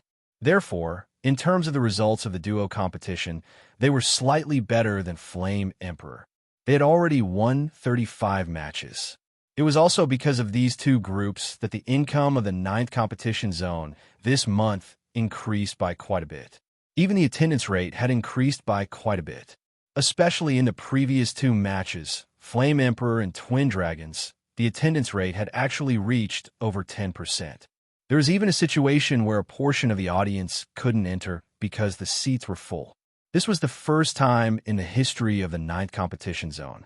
It's a pity that the right to hold the full moon competition has been snatched away by the 1st competition zone. It must be Kong Fei's doing behind the scenes again. Shui was delighted, but also somewhat depressed. She had also learned of this news when she was looking at the account book just now. The income of the 9 competition zone had increased greatly. Kong Fei must have also noticed it. There were 6 groups in the full moon competition, and they needed to compete for a total of 3 days. The tickets for these 3 days full moon competition would definitely be very popular. Shortly after, Chuyu had another idea. As long as Flame Emperor and Twin Dragons are there, the 9th competition zone's following matches will be even more popular. Looks like I have to make a trip to the treasure boat. Chuyu thought for a bit, then took the 9 competition zone's account book and left the Skywings arena. When Yun Sheng and Dongwang Linger left the Skywings arena, it was still early. Since the two had decided to rest, there wouldn't be any matches scheduled for the next 5 days, all the way until the full moon competition officially began. After Yun Sheng and Dongwang Linger walked out of the competition zone, they took off their masks. The two chatted and laughed, looking forward to the full moon competition. Phew, these tens of thousands of gold coins are the most difficult money this lady has ever earned in her life. I want to use this money to eat a big meal. Let's call Senior Apprentice Brother Abandoned and Gufeng and have a meal at the sea. Dongwang Linger stroked the thin card. This month had really been stifling for her. She was the princess of the eastern capital. Although she had been living like a caged bird, her basic necessities were definitely not small. This was the first time she had been earning money like this. However, this kind of money made Dongwang Linger even more delighted. Gu Feng and Abandoned weren't as lucky as Yunsheng. The competition in the Earthwings competition zone was a lot more intense. The two of them had already started their double match, so they were nowhere to be seen from morning till night. Yunsheng and Dongwang Linger decided to hold their celebration at night. The treasure boat is right in front. Why don't we go in and take a look? After Dongwang Linger came to Skywing City, she had been immersed in the competition all day long. These few days of rest had allowed her to catch her breath. There were many novel things in Skywing City, but the medicinal herbs that Yunsheng wanted to buy were still not available. It seemed that the Hidden Night Pavilion's control was much stricter than Yunsheng had imagined. Just as Yunsheng was feeling depressed, an imposing loft-like building appeared in front of them. Chapter 6:23. Dongwang Linger's eyes lit up, and she suggested going in to take a look. Before entering Skywing City, Dongwang Linger had asked the inn's waiter in private. The treasure boat specialized in selling all kinds of elixirs, weapons, magic potions, and artifacts. As long as you have money, you could buy any treasure on the treasure boat, the waiter replied when Dongwang Linger asked. Every inch of land in Skywing City was worth gold, but this building took up 5 to 6 acres of land. When they got close, they saw the words treasure boat hanging on the loft. The words were majestic and flamboyant, like an angry dragon that would break out of the signboard at any time. In front of the building, there was a row of towering ancient trees. The courtyard was deep, and 2 majestic white jade lions were sitting there. Yunsheng and Dongwang Linger had already heard of the name of the treasure boat when they first entered the Skywing City. The treasure boat was the only super existence in Skywing City that could be on par with the Skywings Arena. One of the reasons for its rise was actually closely related to the Skywings Arena. Those experts who rushed into Skywing City and tried to get rich overnight would go to the treasure boat to sell their belongings when they failed in the arena or the casino and went bankrupt. The experts who could come to Skywing City were all magicians, warriors, and even summoners who had been the continent for many years. These people all had a few artifacts, magic scrolls, or precious materials that could save their lives, buying a low price and selling at a high price. The treasure boat was a business that made huge profits with little capital. Another characteristic of the treasure boat was that whether it was pawned or sold, they never asked about the origin of the goods. Therefore, some illegal goods that couldn't be sold on the continent, whether it was elixirs, artifacts, or even some rare baby magical beasts, could be pawned and sold by the treasure boat. Some declined experts could only pawn their goods here. As time passed, the wealth and treasures accumulated in the treasure boat were innumerable. There was a saying in the boundless continent that if one wanted to buy ordinary large goods, the everlasting chamber of commerce would be the first choice. But if one wanted to buy small items or rare treasures, the treasure boat would be the best choice. Yunsheng and Dongwang Ling had long wanted to take a look at the treasure boat. Unfortunately, their storage rings were confiscated by Elder Hellion. Due to their lack of money, the two of them didn't have the chance to take a look at the treasure boat. Now that they had some extra money in their pockets, they wanted to take a look at the treasure boat. Just as the two of them approached, the 2 white lions that were originally sitting on the ground suddenly jumped up and let out a series of angry roars. The sound was deafening, and the people on the street were shocked. Dongwang Linger was shocked. Only now did she notice that she was stepping on the tails of the 2 white lions. She originally thought that the 2 white lions were jade sculptures. After all, these 2 white lions did not have a single strand of mixed fur on their bodies, and they looked exactly the same. They looked like twins. Yunsheng also took a closer look. The 2 white lions were actually magical beasts at the peak of the 8th rank. Just these 2 white lions were priceless. The treasure boat was indeed worthy of its reputation. Hearing the movements of the white lions, a few shop assistants ran out of the House of Treasures. Quickly get a summoner here. The shop assistants had a headache. Without thinking, they knew that someone must have stepped on the 2 jade lions at the door again. Speaking of this, it was all eldest young master's fault. For no reason, he insisted on finding 2 magical beasts. He said that the treasure boat was a big business, and only 2 peak of the 8th rank magical beasts would be impressive enough. Yet, these 2 white lions had unpredictable temperaments and looked exactly the same as stone sculptures. Many passers-by would accidentally step on the white lions. Previously, there was a family of tourists from another city. One of the children sat on a white lion while playing around and was almost eaten. Ever since then, the treasure boat even specially found a summoner to serve them, spending a lot of money for nothing. But once the summoner went out, the shop assistants were all dumbfounded. The 2 white lions that were originally irritable and restless actually obediently lay on the ground. Beside the white lions stood 2 pretty female magicians. One of them was using her hand to touch the white lion's mane. Those 2 big fellows were very docile, and they even used their tongues to lick the female magician's hand from time to time. "You 2 are." The shop assistants on the treasure boat were very surprised. Looking at that lady, she was clearly not a summoner. No matter how they looked at her, she didn't look like a summoner. Dongwang Linger blinked her eyes. This is really strange. How did these 2 white lions suddenly become big white cats? Just now, those 2 big fellows were still very irritable. Who knew that after Yun Sheng went forward to touch them a few times, they would lay down on the ground? It was as if Yun Sheng's hand had some special magical power. Yun Sheng didn't explain much. Ever since she returned from the Immortal Ju Nation, she also felt that her summoner cultivation had broken through quite a bit. Even without the beast language ring, it was still the same. This was especially obvious when she came into contact with some high-level magical beasts that could understand human language. Yun Sheng understood that this might be related to a portion of the 8 Desolation magical beast bloodline in her body slowly awakening. When she was in the Immortal Ju Nation, the Yao Yao's arrow had opened the Elf Queen's seal.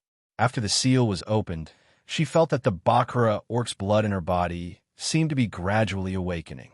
"I'm sorry. Just now, my friend accidentally stepped on the white jade lion's tail."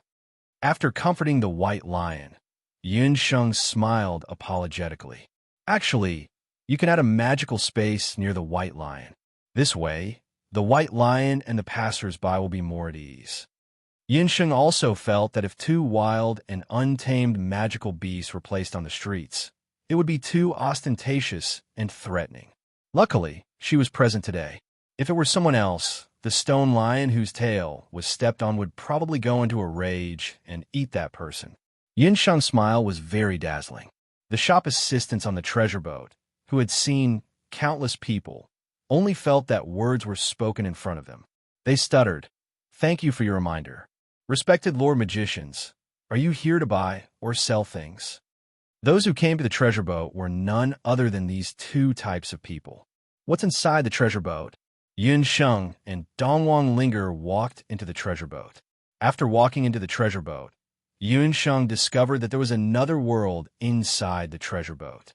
The whole treasure boat was divided into several sections, just like a palace. Each section was connected by a corridor leading to different pavilions.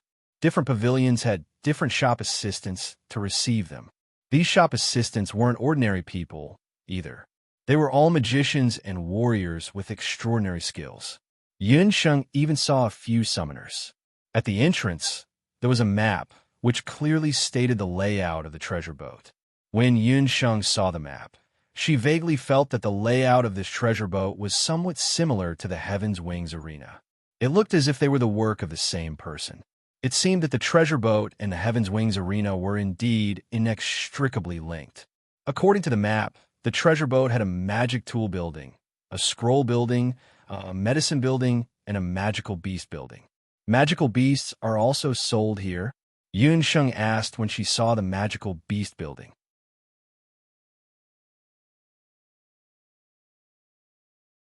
Chapter 6:24. Yes, the treasure boat also sells baby demonic beast eggs, and demonic beast soul stones. However, Demonic beasts that are rank 6 and above are only sold to summoners. That shop assistant replied respectfully. In the continent, there were also some people who would buy demonic beasts as their pets. However, according to the rules of the Zao state, high-rank demonic beasts were only allowed to be sold to summoners of the corresponding rank. After hearing what the shop assistant said, Yunsheng was a little disappointed. It wasn't good for her identity to be exposed. It seemed that she couldn't go to this demonic beast building. Yunsheng's magic scepter was filled with top-grade soul stones. She wouldn't be interested in ordinary soul stones. As for the others, she wasn't interested in them either. Then, does the medicine building sell basic herbs? The other reason why Yunsheng came to the treasure boat was to see if she could use the treasure boat to bypass the Hidden Night Pavilion and buy some herbs to concoct medicine.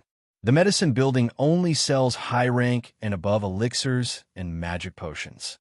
If you want to buy low-rank and mid-rank elixirs and magic potions, I suggest you buy them from the Hidden Night Pavilion. The shop assistant replied regretfully. The two asked again. The magic scroll building was the same. It only sold high-rank and above magic scrolls. As for high-rank and above magic scrolls, the price was sky-high. Yunsheng and Dongwangling-er's little bit of wealth was simply not enough. Perhaps seeing Yunsheng and Dongwangling-er's predicament, that shop assistant reminded them very considerately. The two of you can go to the magic tools building to take a look. There are many types of magic tools on the treasure boat, ranging from low rank to mid rank and above. Yunsheng, let's go to the magic tools building to take a look then.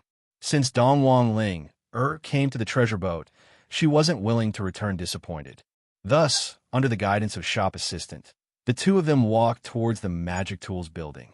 Not long after Yunsheng and Dongwangling entered the treasure boat, Chuyu came to the treasure boat with the account book. There were a few shop assistants who were setting up a magic array for the two white jade lions. Big sister Chuyu, you're here. When those shop assistants saw Chuyu, they hurriedly went forward and greeted her. Looking at the situation, Chuyu seemed to be very familiar with the people on the treasure boat. What's wrong? What kind of joke is eldest young master trying to make now? Chuyu saw this scene and frowned. That's right. We scared another batch of customers this morning. Fortunately, a kind-hearted customer reminded us to set up a magic array beside the white lion. The workers were so busy that their foreheads were covered in sweat as they explained.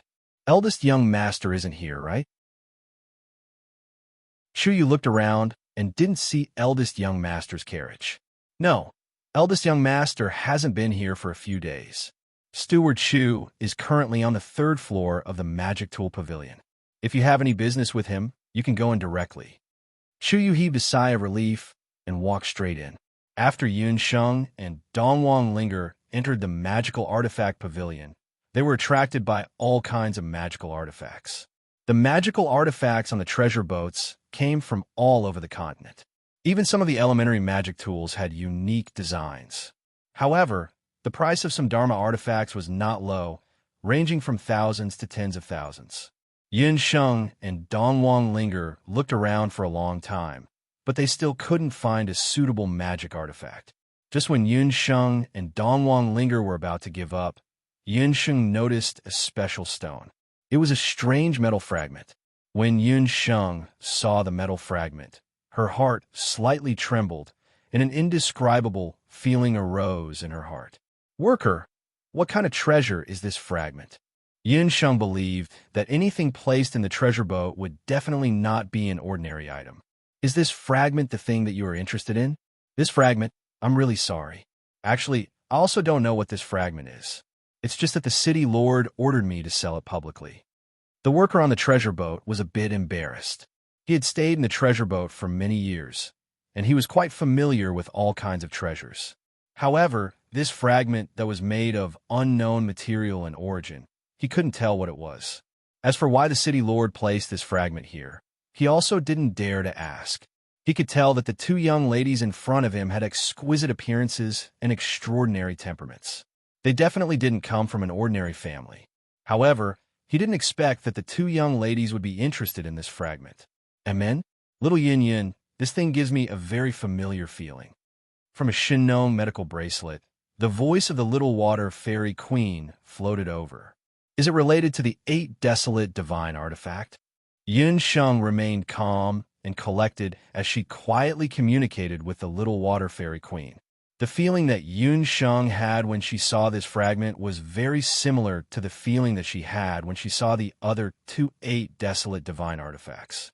I don't dare to be certain. However, even if it isn't the 8 desolate divine artifact, it is definitely an important clue to finding the 8 desolate divine artifact. Its aura is the same as the immortal Holy Grail.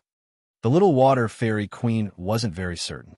No matter if it was the 8 desolate divine artifact or not, or the clue to finding the 8 desolate divine artifact, she was determined to get this fragment. How much is this fragment? Yunsheng took a glance at the fragment. She was determined to get this fragment. This fragment is worth 5 million gold coins. The worker didn't expect that Yun Sheng would actually want to buy this fragment. In fact, many of the customers that came to the treasure boat were interested in this fragment of unknown origin. However, when they heard the price that the shopkeeper quoted, their first reaction was that it was a scam. A fragment that was nothing actually cost 5 million gold coins. Hence, this fragment had been placed in an eye-catching position on the treasure boat for so long without being sold. The worker also didn't expect to sell it. He originally thought that Yun Sheng would turn around and leave after hearing the price. Who knew that Yun Sheng would stare at that fragment?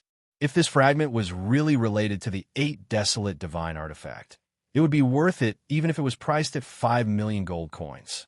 Furthermore, it wasn't that Yun Sheng couldn't afford 5 million gold coins. It was just a pity that her beast speech ring had been taken away. As long as she could redeem her beast speech ring, she would be able to buy this fragment. Yun Sheng already had the 8 desolate divine artifacts, the summoning demon's hand, and the immortal Holy Grail. Any one of these 2 artifacts had a terrifying power that could shock the entire mainland. Although she didn't know the specific use of this fragment, Yun Sheng still didn't want to let go of any clues that could lead to finding a new 8 desolate divine artifact. I want this fragment, Yun Sheng said with certainty. You want it? The worker's face was filled with disbelief. A blush appeared on Yun Sheng's jade-like face.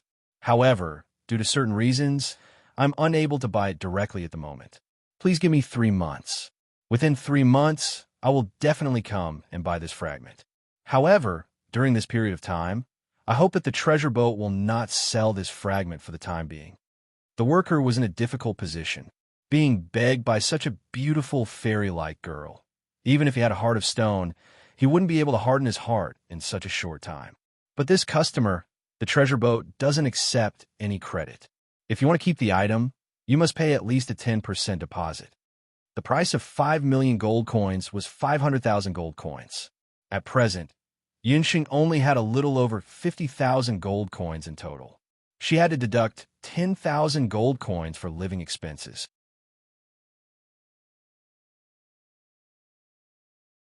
Chapter 625. Just when both parties were discussing, Chuyu just happened to walk in from outside. Originally, Chuyu didn't pay attention to them. Just when she was about to walk past them, she just happened to hear Yun Sheng's voice. Hearing the voice, Chuyu felt that it was somewhat familiar. Thus, she took a look over. If she didn't hear wrongly, she really wanted to hear Yan's voice. However, shouldn't they be resting?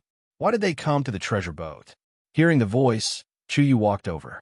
She just happened to see Yun Sheng asking about the stone. What happened? Chuyu walked over.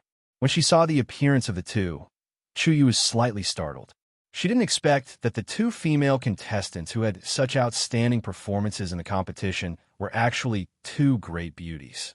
Furthermore, with the appearance of the 2, even Chuyu couldn't help but take a few more glances at them. These 2 young ladies weren't very old, but their auras were extraordinary. If given enough time, they would definitely become outstanding beauties. It was very hard to imagine that there would be a man who wouldn't be moved after seeing such beauties. However, the appearance of the 2 was completely different from their performance in the competition. Chuyu recalled that in the competition a few days ago, Yin Emperor had set a lot of records. They were just like 2 malefic characters. Looking at the appearance of the two, it was no wonder that Yellow Knight Emissary had crooked thoughts about the two of them. Chuyu thought to herself, the two of you are yin and yin? Chuyu couldn't help but ask.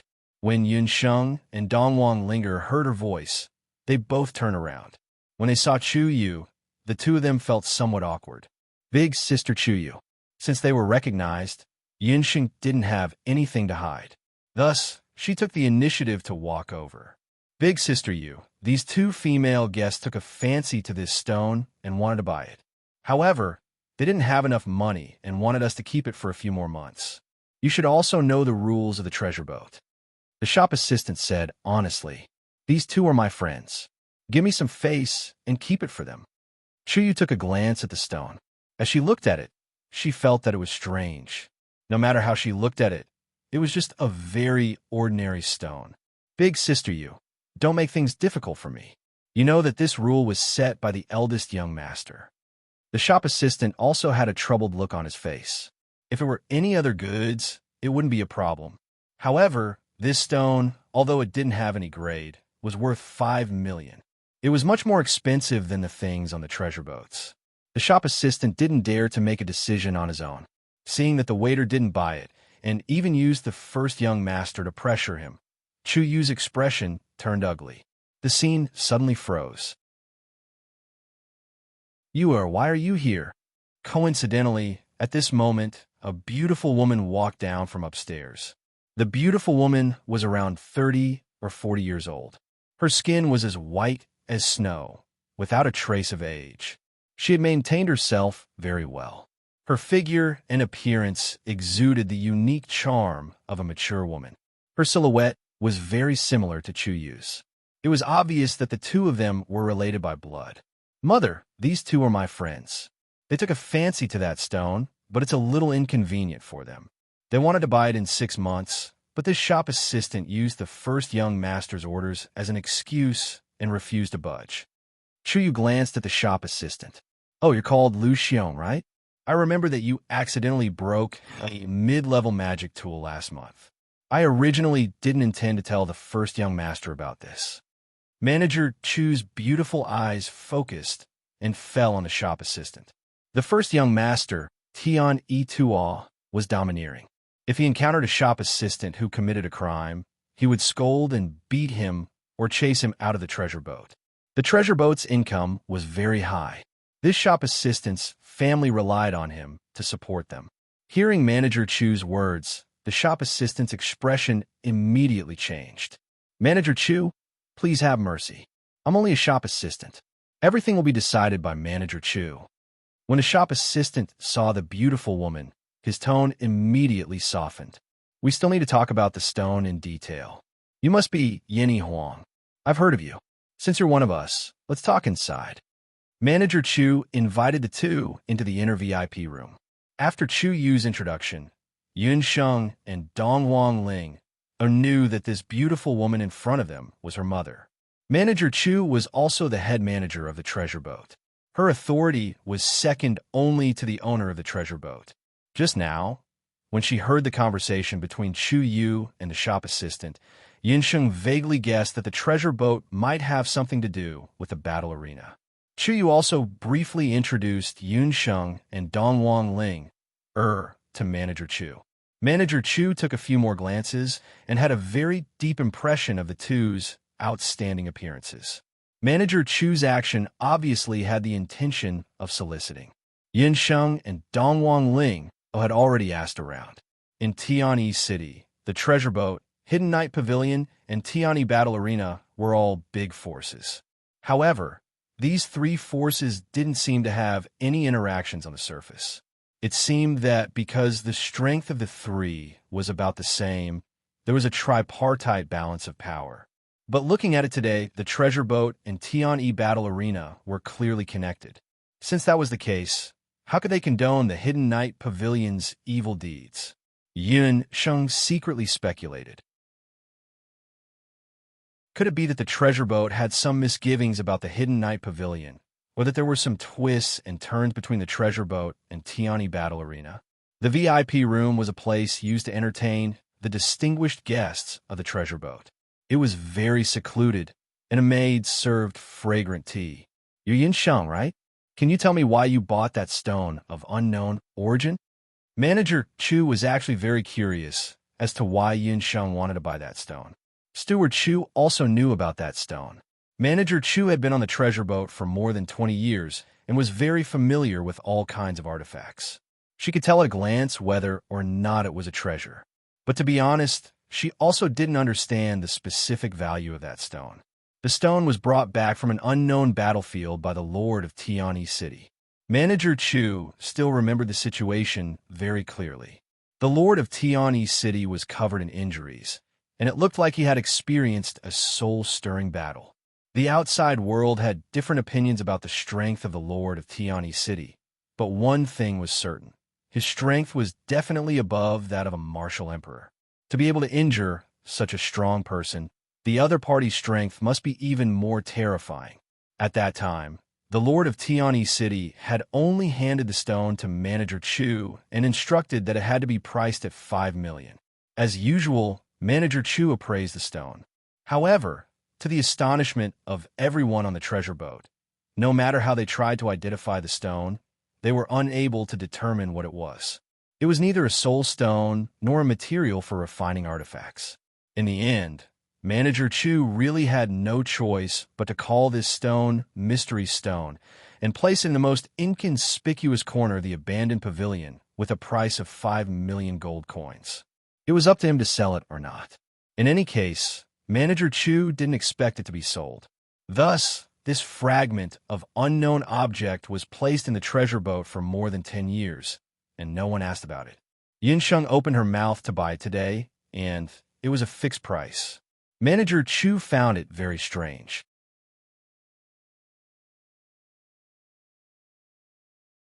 Chapter 626. I think that fragment might be some kind of magical beast soul stone.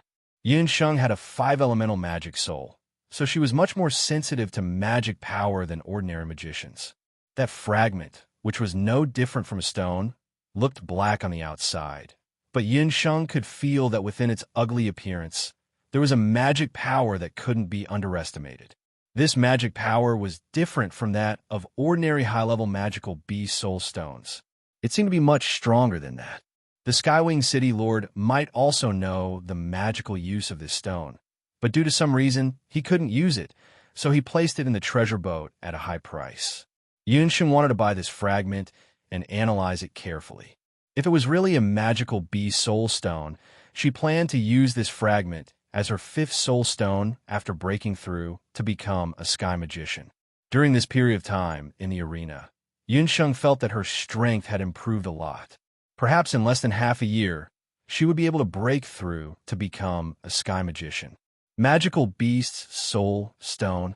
Chu Yu and Steward Chu didn't expect that this black stone was actually a soul stone. When Dongwang Linger heard this, she kept winking at the side. She was anxious for Yin Sheng. If this was really a powerful soul stone, wouldn't the treasure boat raise the price after knowing about it? After all, 5 million gold coins was already a sky-high price.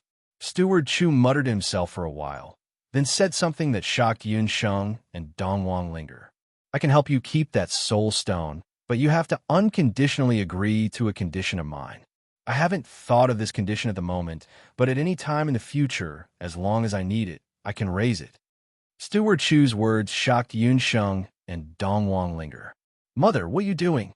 Chu Yu frowned. She was a little dissatisfied with her mother's method of using that stone to threaten Yin Sheng. "Ladies, you don't have to be too formal. Although I am blind, I can see that the two of you are definitely not ordinary people. My request may be a little unreasonable, but it is also because I have no other choice. I can see that you is getting along very well with the two of you, so I won't hide it from you anymore." Manager Chu also saw the doubt in Yin Sheng's eyes, so he went straight to the point and told Yin Sheng and Dongwang Linger about the predicament that Chu Yu and her mother were in. It turned out that the founder of the Skywings Arena and the treasure boat back then was none other than the Lord of Skywing City. But that was several decades ago. Now, the two young masters of Skywing City were in charge of the Skywings Arena and the treasure boat. Skywing City Lord had 2 wives. Both of them had passed away one after another, leaving behind the eldest son, Skywing Ta, and the second son, Skywing Da. After the two young masters came of age, in order to avoid disputes, the first young master Skywing was in charge of the treasure boat, while the second young master was in charge of the Skywing arena. These two young masters had been at odds with each other since they were young. Both of them coveted the position of the city lord of Skywing City. Their private struggles, both open and covert, were endless. The city lord of Skywing City had once announced that the two young masters, whoever could manage their respective businesses better, would be able to inherit the position of the city lord of Skywing City in the future. I'm a trusted aide of the city lord of Skywing City. I have served him since I was young, so I am very trusted. In fact, when the treasure boat was established, I was also the one who came forward to prepare it. Back then, the city lord entrusted me to help the eldest young master manage the treasure boat, and then sent you, to the Skywing's arena. Such an arrangement was also to balance the power of the two young masters. When manager Chu said this, Yunsheng finally understood why the Skywing's arena and the treasure boat had never cooperated. The city lord's intentions are good, but it's a pity that we, mother and daughter, are seen as thorns in the eyes of others. So, I hope that through this cooperation, we can leave a way out for you. Manager Chu sighed. In these few years, the old workers of the treasure boat have been either fired or replaced. Manager Chu could feel that the eldest young master was ostracizing her. Seeing that Chu was also not having an easy time in the arena, Manager Chu had an idea. If the situation continued to deteriorate, the mother and daughter pair could only leave Skywing City. Although Manager Chu had only seen Yunsheng and Dongwang Ling once, she could tell that these two women were definitely from aristocratic families. If they could obtain the support of the aristocratic families in the continent, they would have one more person to rely on. She did not ask for anything else, only for Chu Yu to have a way out. Hearing this, Chu Yu's expression changed. Mother, I won't leave. It's just a Kong Fei. Your daughter has already thought of a way to deal with him. Chu Yu simply said her thoughts in front of the two. I want to raise a sum of money to expand the 9th competition zone. Chu Yu's purpose in coming to the treasure boat today was to raise money. Although Manager Chu had talked about the situation in Skywing City, her words were still somewhat ambiguous. Yinxing thought for a moment and found many suspicious points. Both Manager Chu and her daughter held high positions in the two most important places in Skywing City. Chu Yu also seemed to be very familiar with the affairs of the treasure boat. Why didn't she simply stay on the treasure boat to help out, instead of being bullied by Kong Fei in the Skywing's arena? Yinsheng did not ask about these questions. After all, she and the Chu mother and daughter pair had only known each other for a short while, and there was still a process of mutual trust. If not for the fact that she had no other choice, Chu Yu would not have thought of coming to the House of Treasures.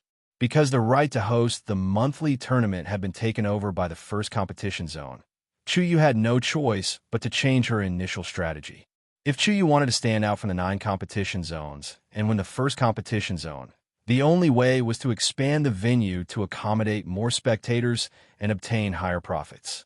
But according to the rules of the Skywing's arena, every competition zone that wanted to be expanded or renovated had to be proposed at the beginning of the year, and then the allocation of funds would be determined according to the income. It was already the middle of the year, and the 9th competition zone's income had only just begun to pick up.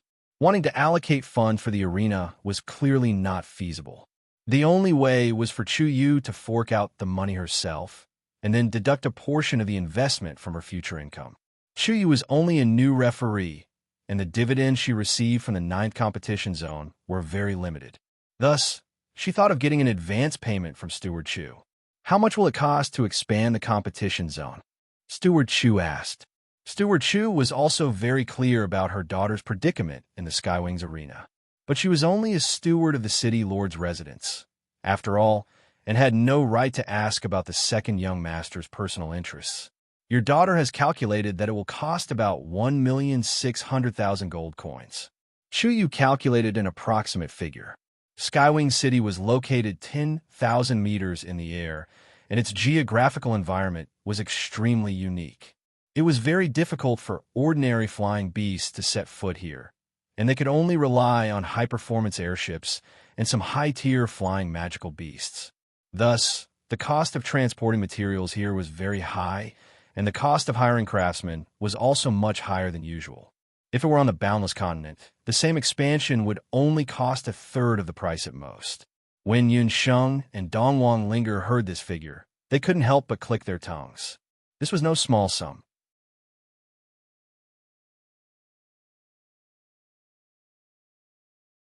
Chapter 6:27. After hearing the number, Manager Chu also frowned. Mother, is there a problem? Chu Yu saw her mother's dilemma. To tell you the truth, Mother doesn't have that much money on hand. As for the money in the treasure boat, the eldest young master has set a rule that if you want to advance more than 100,000 gold coins, you have to go through him first. Manager Chu sighed. Ever since Chu Yu went to the Heaven's Wings arena, the eldest young master began to ostracize her. Manager Chu worked hard on the treasure boat without complaint, but the eldest young master was always on guard against her. Mother only has 600,000 gold coins on hand at most. As for the remaining 1 million gold coins, there is nothing I can do. Manager Chu felt bitter. She had worked hard for the city lord's mansion all her life, but she ended up being ostracized by the mother and daughter. Chu Yu herself only had about 500,000 gold coins on hand. The remaining 600,000 gold coins couldn't be solved in a short time. When Chu Yu and Manager Chu were discussing this matter, they didn't avoid it. Yun Sheng and Dongwang Linger heard it clearly from the side. Then, is there any other way to raise money? Dongwang Linger was also anxious from the side. She wished that she could suddenly conjure up 1 million gold coins to solve Chu Yu's urgent need. I'm afraid it won't work. The accounts of the treasure boat are all handled by the eldest young master and the eldest young mistress. I don't want any weakness of Mother to fall into the hands of that couple. Chu Yu sneered. Just as they were talking, they heard a series of questions from outside. Steward Chu walked out. After a series of hushed discussions, Steward Chu walked in. This time, there was a mantis blade in her hand. The blade had already been broken into two. Manager Chu was vexed because of Chu Yu's fundraising matter. After returning, she put the blade aside. When Chu Yu saw the blade, she asked with concern, Mother, did something happen? The people of the Tool Pavilion made a mess. When they were refining, they broke a high-grade mantis blade. Manager Chu rubbed her forehead, a trace of annoyance appearing on her face. What? The treasure boat is refining for people? Yun Sheng, who had been listening to Chu Yu and her mother's conversation, interjected. Chu Yu nodded. There's a weapon building on the treasure boat, and there's a weapon refinement grandmaster. In addition to refining all kinds of weapons and Dharma artifacts, they also provide refining services. On the continent, alchemists and armament masters were the same. Both were highly respected existences. However, compared to alchemists, there were even fewer refiners. This was because refining a weapon or a magic tool required a lot more time and energy than refining an alchemist.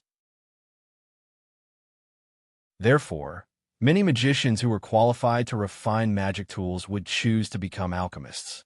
As for weapon refinement, it was also divided into two types. One was basic refinement, and the other was refinement.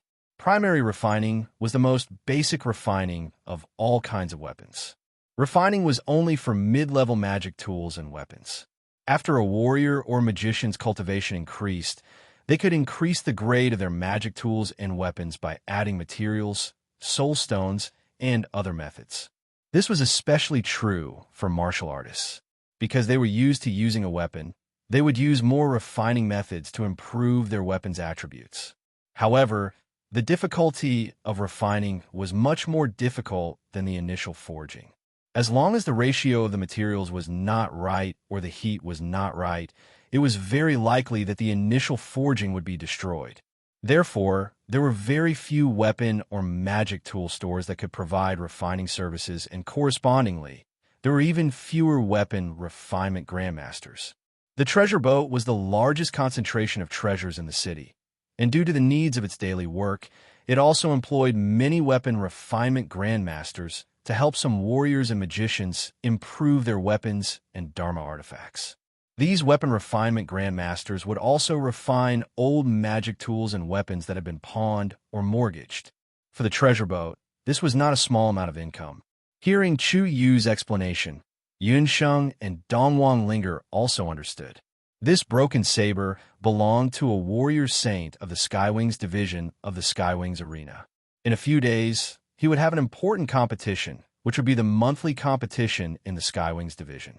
Thus, he had sought out the treasure boat, not hesitating to use the high reward of 300,000 gold coins to have the treasure boat help him refine the purple gold.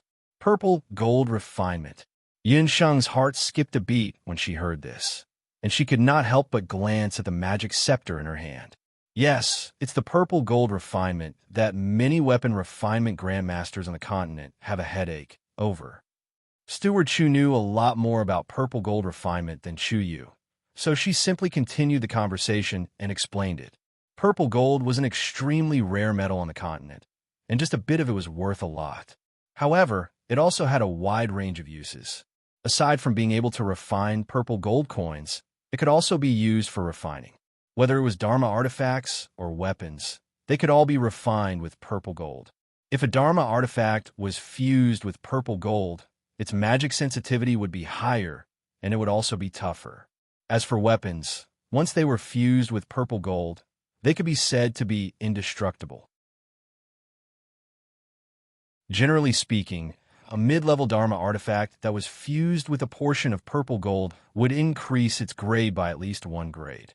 That warrior saint level contestant had also spent a lot of money for this monthly competition. He took out a piece of purple gold that was worth no less than 200,000 gold coins, and together with the cost of refining, he allowed the treasure boat to undergo this round of refinement. 500,000 gold coins per refinement. Yunsheng and Dongwang Linger both secretly swallowed their saliva. As expected of Skywing City, even cabbages could be sold for the price of abalone. In an entire continent, Yunsheng was probably the only one who would compare purple gold to cabbages. After all, her beast language ring contained a piece of nouveau riche gold that was made entirely out of pure purple gold. Yunsheng secretly thought that Night Fox had really cheated her earlier. Luckily, she had also used quite a bit of Night Fox's purple gold earlier, so she had barely recovered a bit of the cost price. If Steward Chu and the others knew what was going on in Yunsheng's mind, they would probably vomit a few mouthfuls of blood. Now that the refinement of this saber has failed, won't the treasure boat have to pay 500,000 gold coins? Dongwang Linger picked up the mantis saber. There was already a very obvious crack on the saber's body. With a crack, it was equivalent to the entire saber being destroyed. With Dongwang Linger's eyesight, she could also tell that this saber was a high-grade weapon. If it were placed on the market, its price would not be less than 100,000 gold coins. However, the value of saber, especially for the owner of the saber, could not be used to refine it. That warrior saint level had used this saber for no less than 20 years.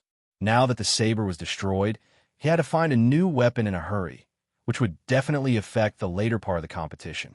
This refinement could be considered a complete failure. It's not just 500,000 gold coins. I'm afraid that he might not even be willing to pay 1 million gold coins. The refinement has failed, the purple gold is gone, and the saber is also greatly damaged. However, the most important thing is that it can't be refined a second time. This saber is destroyed. Steward Chu shook his head.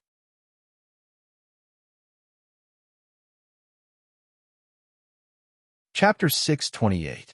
If the other party found out, it would not be as simple as compensating them with money. Even if that warrior saint found a saber of similar quality, it would definitely affect his performance later on. At this moment, Chu Yu and her daughter were both upset and confused. If this saber can undergo a second refinement, but requires some purple gold, can the treasure boat provide it? Yunsheng also stepped forward and touched the saber. Her finger lightly tapped on the saber, and the saber trembled slightly. Yunsheng infused a portion of the jade marrow technique into the saber. After testing it, Yunsheng was sure that the saber was not damaged, just damaged on the surface. As long as enough purple gold was used to repair the cracks on the saber, the grade of the saber would definitely rise to another level. Purple gold is not a difficult matter. The treasure boat still has some left, but what did you say just now? Second refinement? Steward Chu subconsciously replied. When he heard Yun Sheng's words clearly, he could not help but be shocked. Impossible. Using purple gold for a second refinement is very difficult. In the entire continent, I'm afraid that only a few people can achieve this kind of refinement. Chu Yu listened with a face of disbelief. On the continent, the elves were of course the most skilled in refining weapons. The Immortal Keeper Kingdom's elven master refiners could perform a second refinement. However, the elves were very hostile to humans and would definitely not lend a helping hand. Aside from the elves, Steward Chu knew another person who might be able to perform a second refinement. Mo Ge. That old man Mo Ge might have a way, but he only works for the city lord, and the city lord is not in his residence right now. The Skywing City Lord and Mo Ge had some friendship. However, Master Mo Ge was stubborn. Aside from the people he had set his mind on, no one could move him. In addition, Skywing City was tens of thousands of miles away from Moge City. Even if they traveled day and night, they might not be able to make it to the monthly competition in the Skywings region. Actually, I have some friendship with Master Mo Ge. I learned how to refine weapons under him for half a year, and I also lived in the Immortal Keeper Kingdom for 3 years, so Yunsheng deliberately kept him in suspense. So you're saying that you can perform a second refinement? Steward Chu looked as if he had seen a life-saving straw. He did not care about losing his composure and grabbed Yunsheng's hand. He looked at Yunsheng's clothes and realized that Yunsheng's mage robe was really a product of the elves. At first glance, it was a mage robe unique to the elven royal court. Elf mage's robe was something that was hard to find in the continent. Both Yunsheng and Dongwang Ling were wearing one each. From this, it could be seen that what Yunsheng said was true. Steward Chu's expression was full of longing. The matter of the mantis saber really made Steward Chu anxious to death. Just when she was in despair, Yunsheng said that she had a way. This was like someone giving him a pillow when he was about to doze off. It was too timely. I can try. Thanks to Yi Baiming, Yunsheng had refined quite a lot of purple gold equipment. Yunsheng had tried refining magic scepters, weapons, and armors.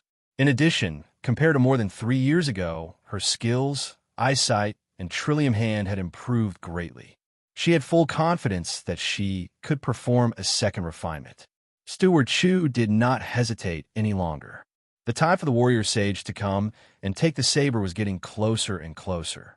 Before the matter was exposed, he could only rely on Yunsheng.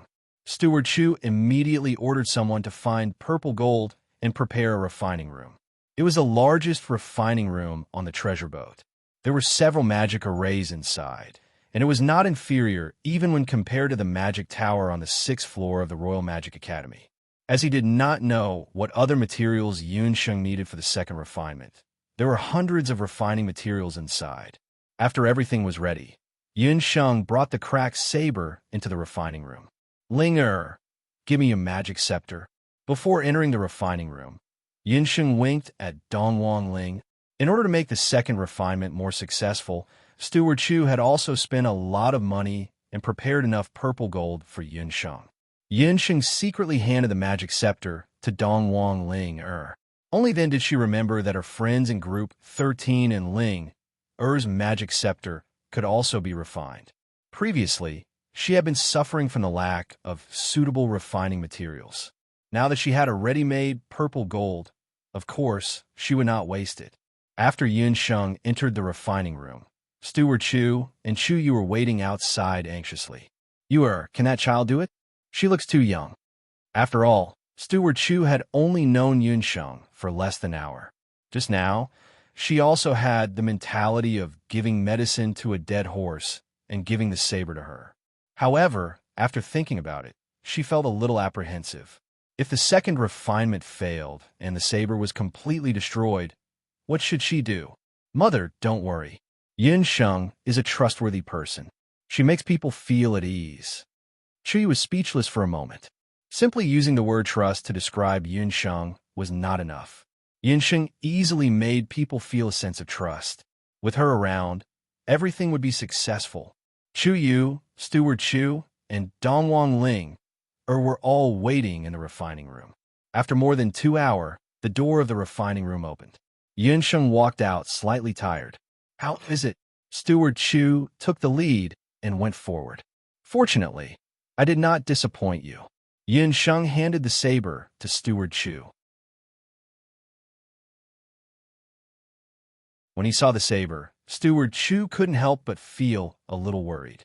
This saber, sigh, it still didn't work. This child actually only used the purple gold to repair it once. The second refinement was supposed to fuse the purple gold with the saber, but if he had known this would happen, he would have taken the risk and let the master refiners on the treasure boat do the second refinement. Steward Chu was almost speechless. The pattern on the broken saber was still there, and it was even more obvious than before. However, it had been refined a second time by Yunsheng. The crack had been completely filled up by the melted purple gold liquid. There was an additional purple gold mark on the bronze saber, and it looked a little ugly.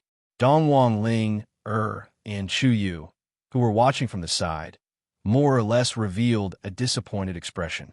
As expected, refining weapons was an extremely difficult task. Yunsheng had only stayed under Mo Ge for half a year, so it was impossible for her to learn such advanced refining skills. "Steward Chu, you can pour in a part of your battle chi. This second refinement saber hasn't been sharpened yet. I don't know how to use battle chi, so I can only let you sharpen it." Yunsheng stole a glance at everyone's reaction and said, when a warrior used a new weapon, they would indeed pour in a part of their battle chi, and it was called sharpening. Steward Chu responded casually and picked up the saber. Just as the saber was in his hand, Steward Chu's eyebrows twitched.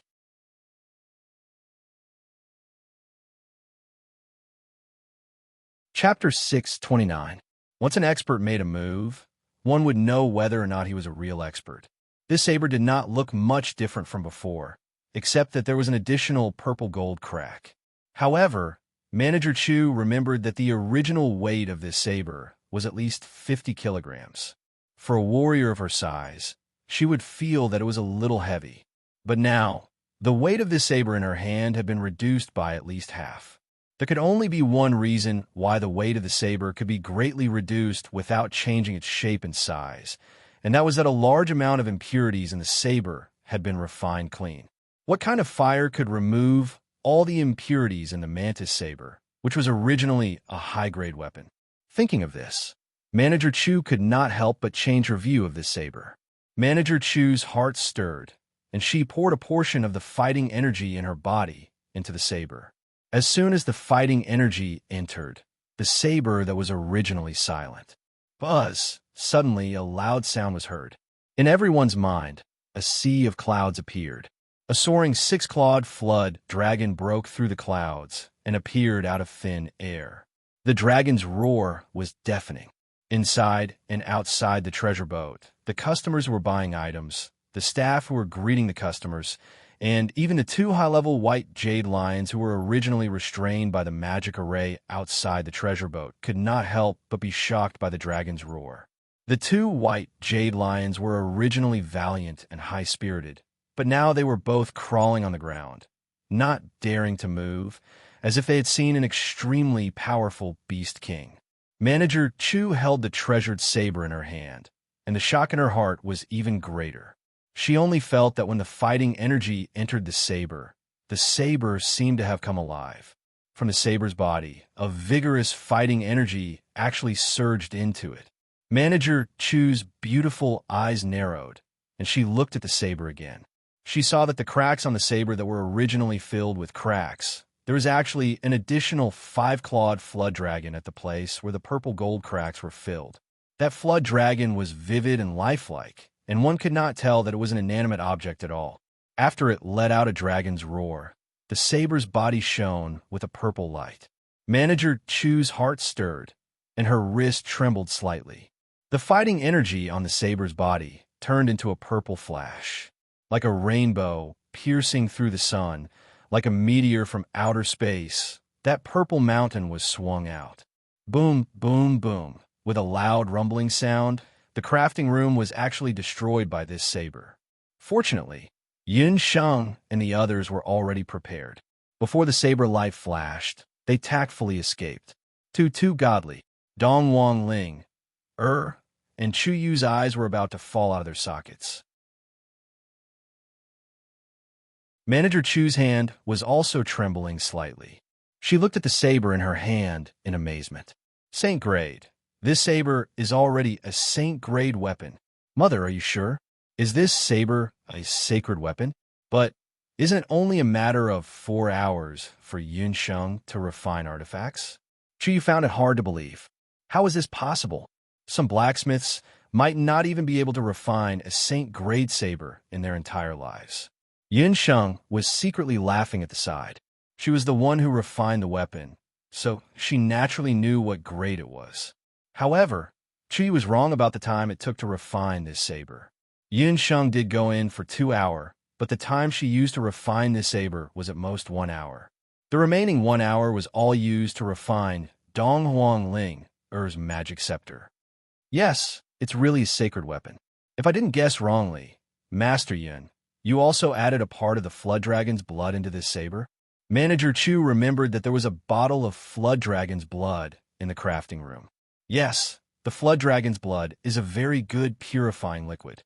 Because it was refined, I refined some of the excess impurities that were originally fused into the saber's body. Yinsheng also gained a lot from this crafting session. Her ability to control fire had increased by another level. Manager Chu, what happened? With such a big commotion in the crafting room, quite a number of workers ran in from outside. It's nothing. Find someone to inform Feng Hong that his saber has already been refined. Manager Chu reluctantly put down the saber.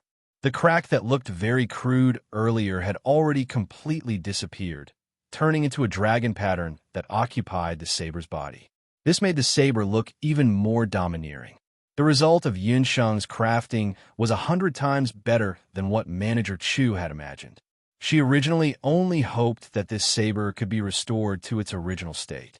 She didn't expect that Yun Sheng would be able to make the saber's grade increase by another level. She was also a warrior. This saber, any warrior who saw it would definitely like it. If not for considering the reputation of the treasure boat, Manager Chu really wanted to keep this saber for her own use.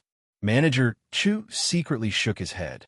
I didn't expect that at this age, I would still have such thoughts. I'm afraid that I'm going to be laughed at by others. Manager Chu was also a person who separated public and private matters clearly. After thanking Yun Sheng, she let Chu Yu take care of the two of them and ordered people to tidy up the crafting room. Then, she went to the front to greet the visiting martial saint. Big Sister Yu, this time, the treasure boat will be able to break even. Haha, it's all thanks to Yun Sheng. Dong Wang Ling secretly took a glance at Yun Sheng. Her magic scepter was still with Yun Sheng. After seeing Yun Sheng's amazing crafting skills, Dong Wang Ling was very curious. What would her magic scepter look like? Would a dragon or a phoenix fly out from it? However, with Chu Yu present, Yun Sheng didn't directly take out her magic scepter. Break even? Chu Yu couldn't help but find it funny. She thought to herself, these two girls are quite clever. Unfortunately, when it comes to business, they don't know anything. Chu Yu sighed. This time, the treasure boat is going to suffer a huge loss. How is that possible? Yun Sheng was very surprised. For the sake of Chu Yu and her daughter, she had meticulously crafted that saber. That saber is now a saint-grade saber, and looking at its appearance, it's at least mid-level saint grade. The saber has also fused with purple gold and flood dragon blood, two of the most difficult materials to refine. The price of this saber has now increased by at least 10 times. It's not an exaggeration to say that it's worth 5 million gold coins. Chu Yu could imagine how much her mother's heart ached at this moment. 500,000 gold coins to 5 million gold coins. This tenfold increase made Yun Sheng and Dong Wang Ling dumbfounded. We took 500,000 gold coins and gave away 5 million gold coins. Don't you think it's a loss? Chu Yu smiled and pulled the two of them forward. Then just don't sell it. Dong Wang Ling was unhappy when she heard that. That won't do. This concerns the treasure boat's reputation. For merchants, reputation is much more important than gold coins. If the money is gone, just earn it back. Chu Yu comforted the two of them. Chu Yu brought Yun Sheng and Dong Wang Ling to a small sealed room. This was the treasure boat's secret room. Even Tianyi Dong didn't know of its existence. After Chu Yu arrived at the secret room, she quietly opened a small hole in the wall. Through this hole, she could unknowingly see the situation in the treasure boat's VIP room. Steward Chu was receiving the martial saint who had come to take the saber. She only heard a man's carefree laughter. "Steward Chu, thank you so much. This weapon is really a saint-grade weapon. I believe that with this saber, I will definitely be able to win."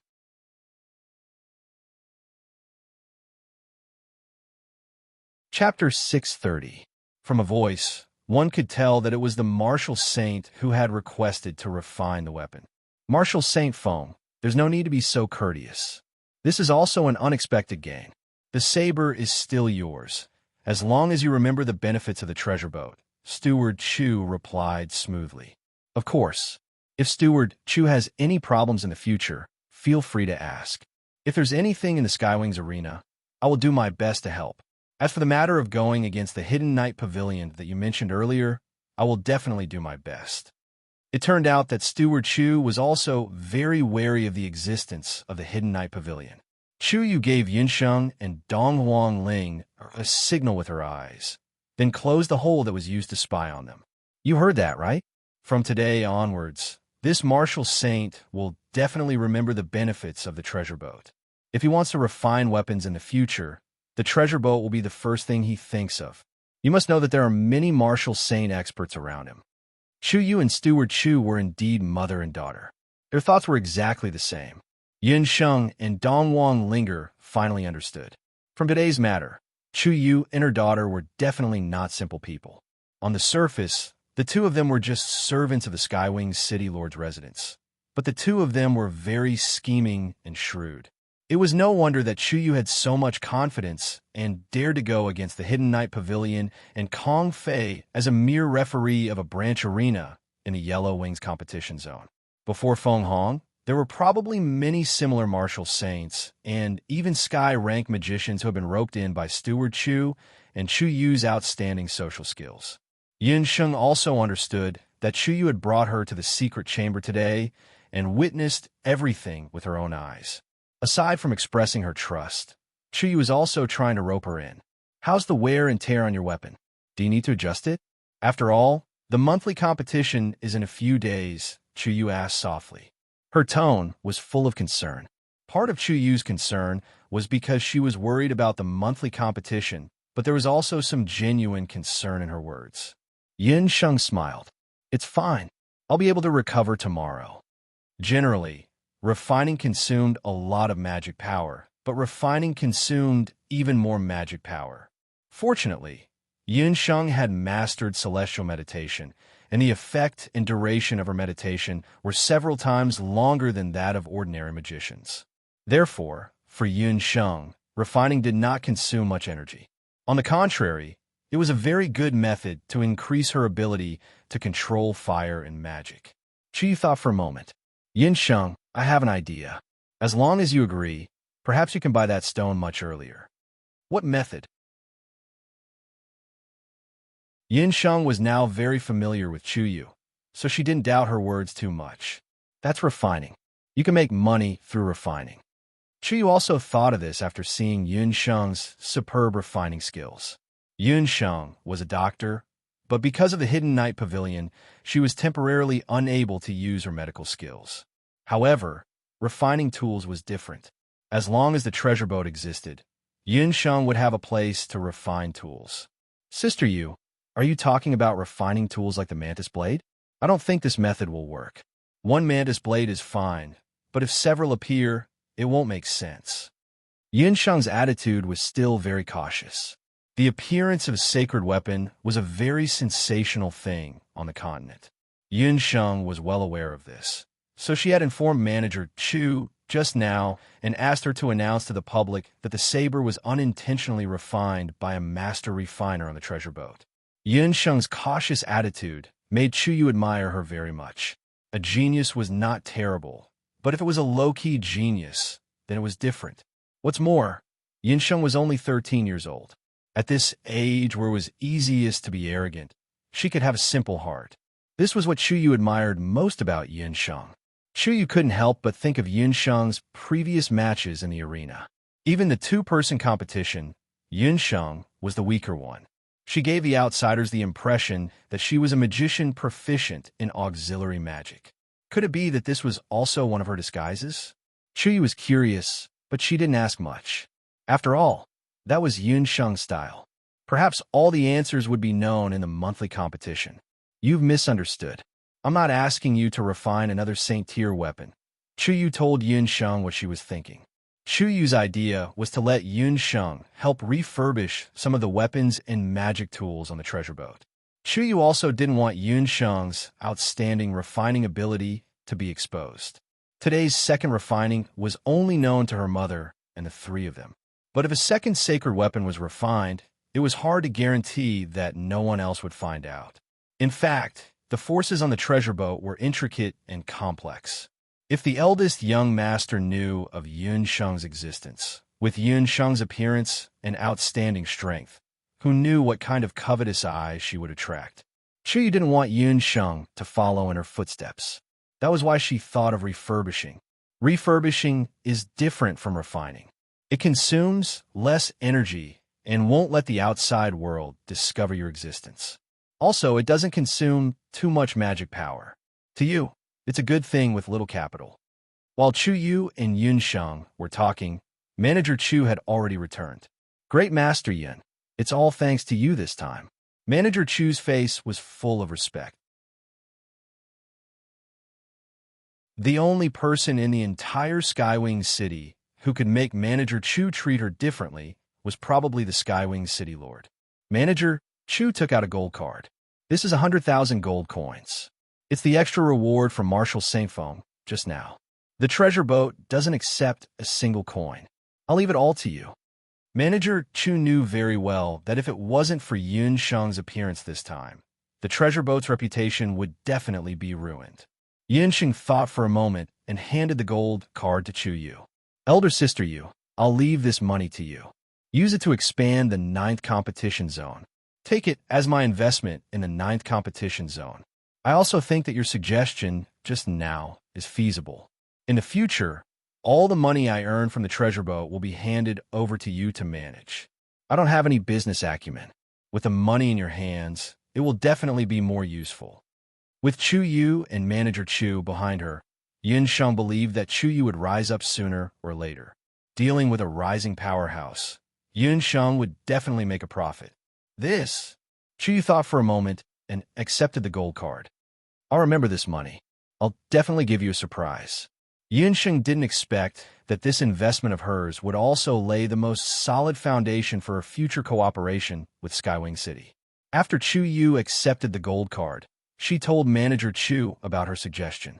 After Manager Chu heard it, he agreed with Chuyu's opinion.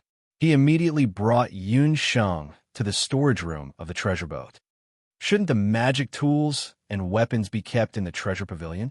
Why would they be placed in a place like this? Yinsheng and Dongwang Linger were brought to the backyard of the treasure boat.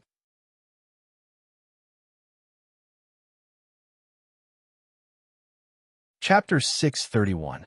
The treasure boat looked luxurious and extravagant, but the backyard was no different from an ordinary small courtyard. Instead, it looked even more dilapidated. The so-called storage room was a bungalow that was similar to a woodshed.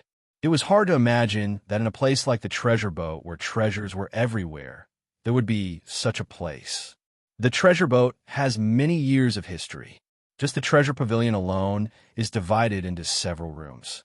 According to the grade and appearance of the items collected, they are divided into elementary, intermediate, high, saint, and even divine grade items.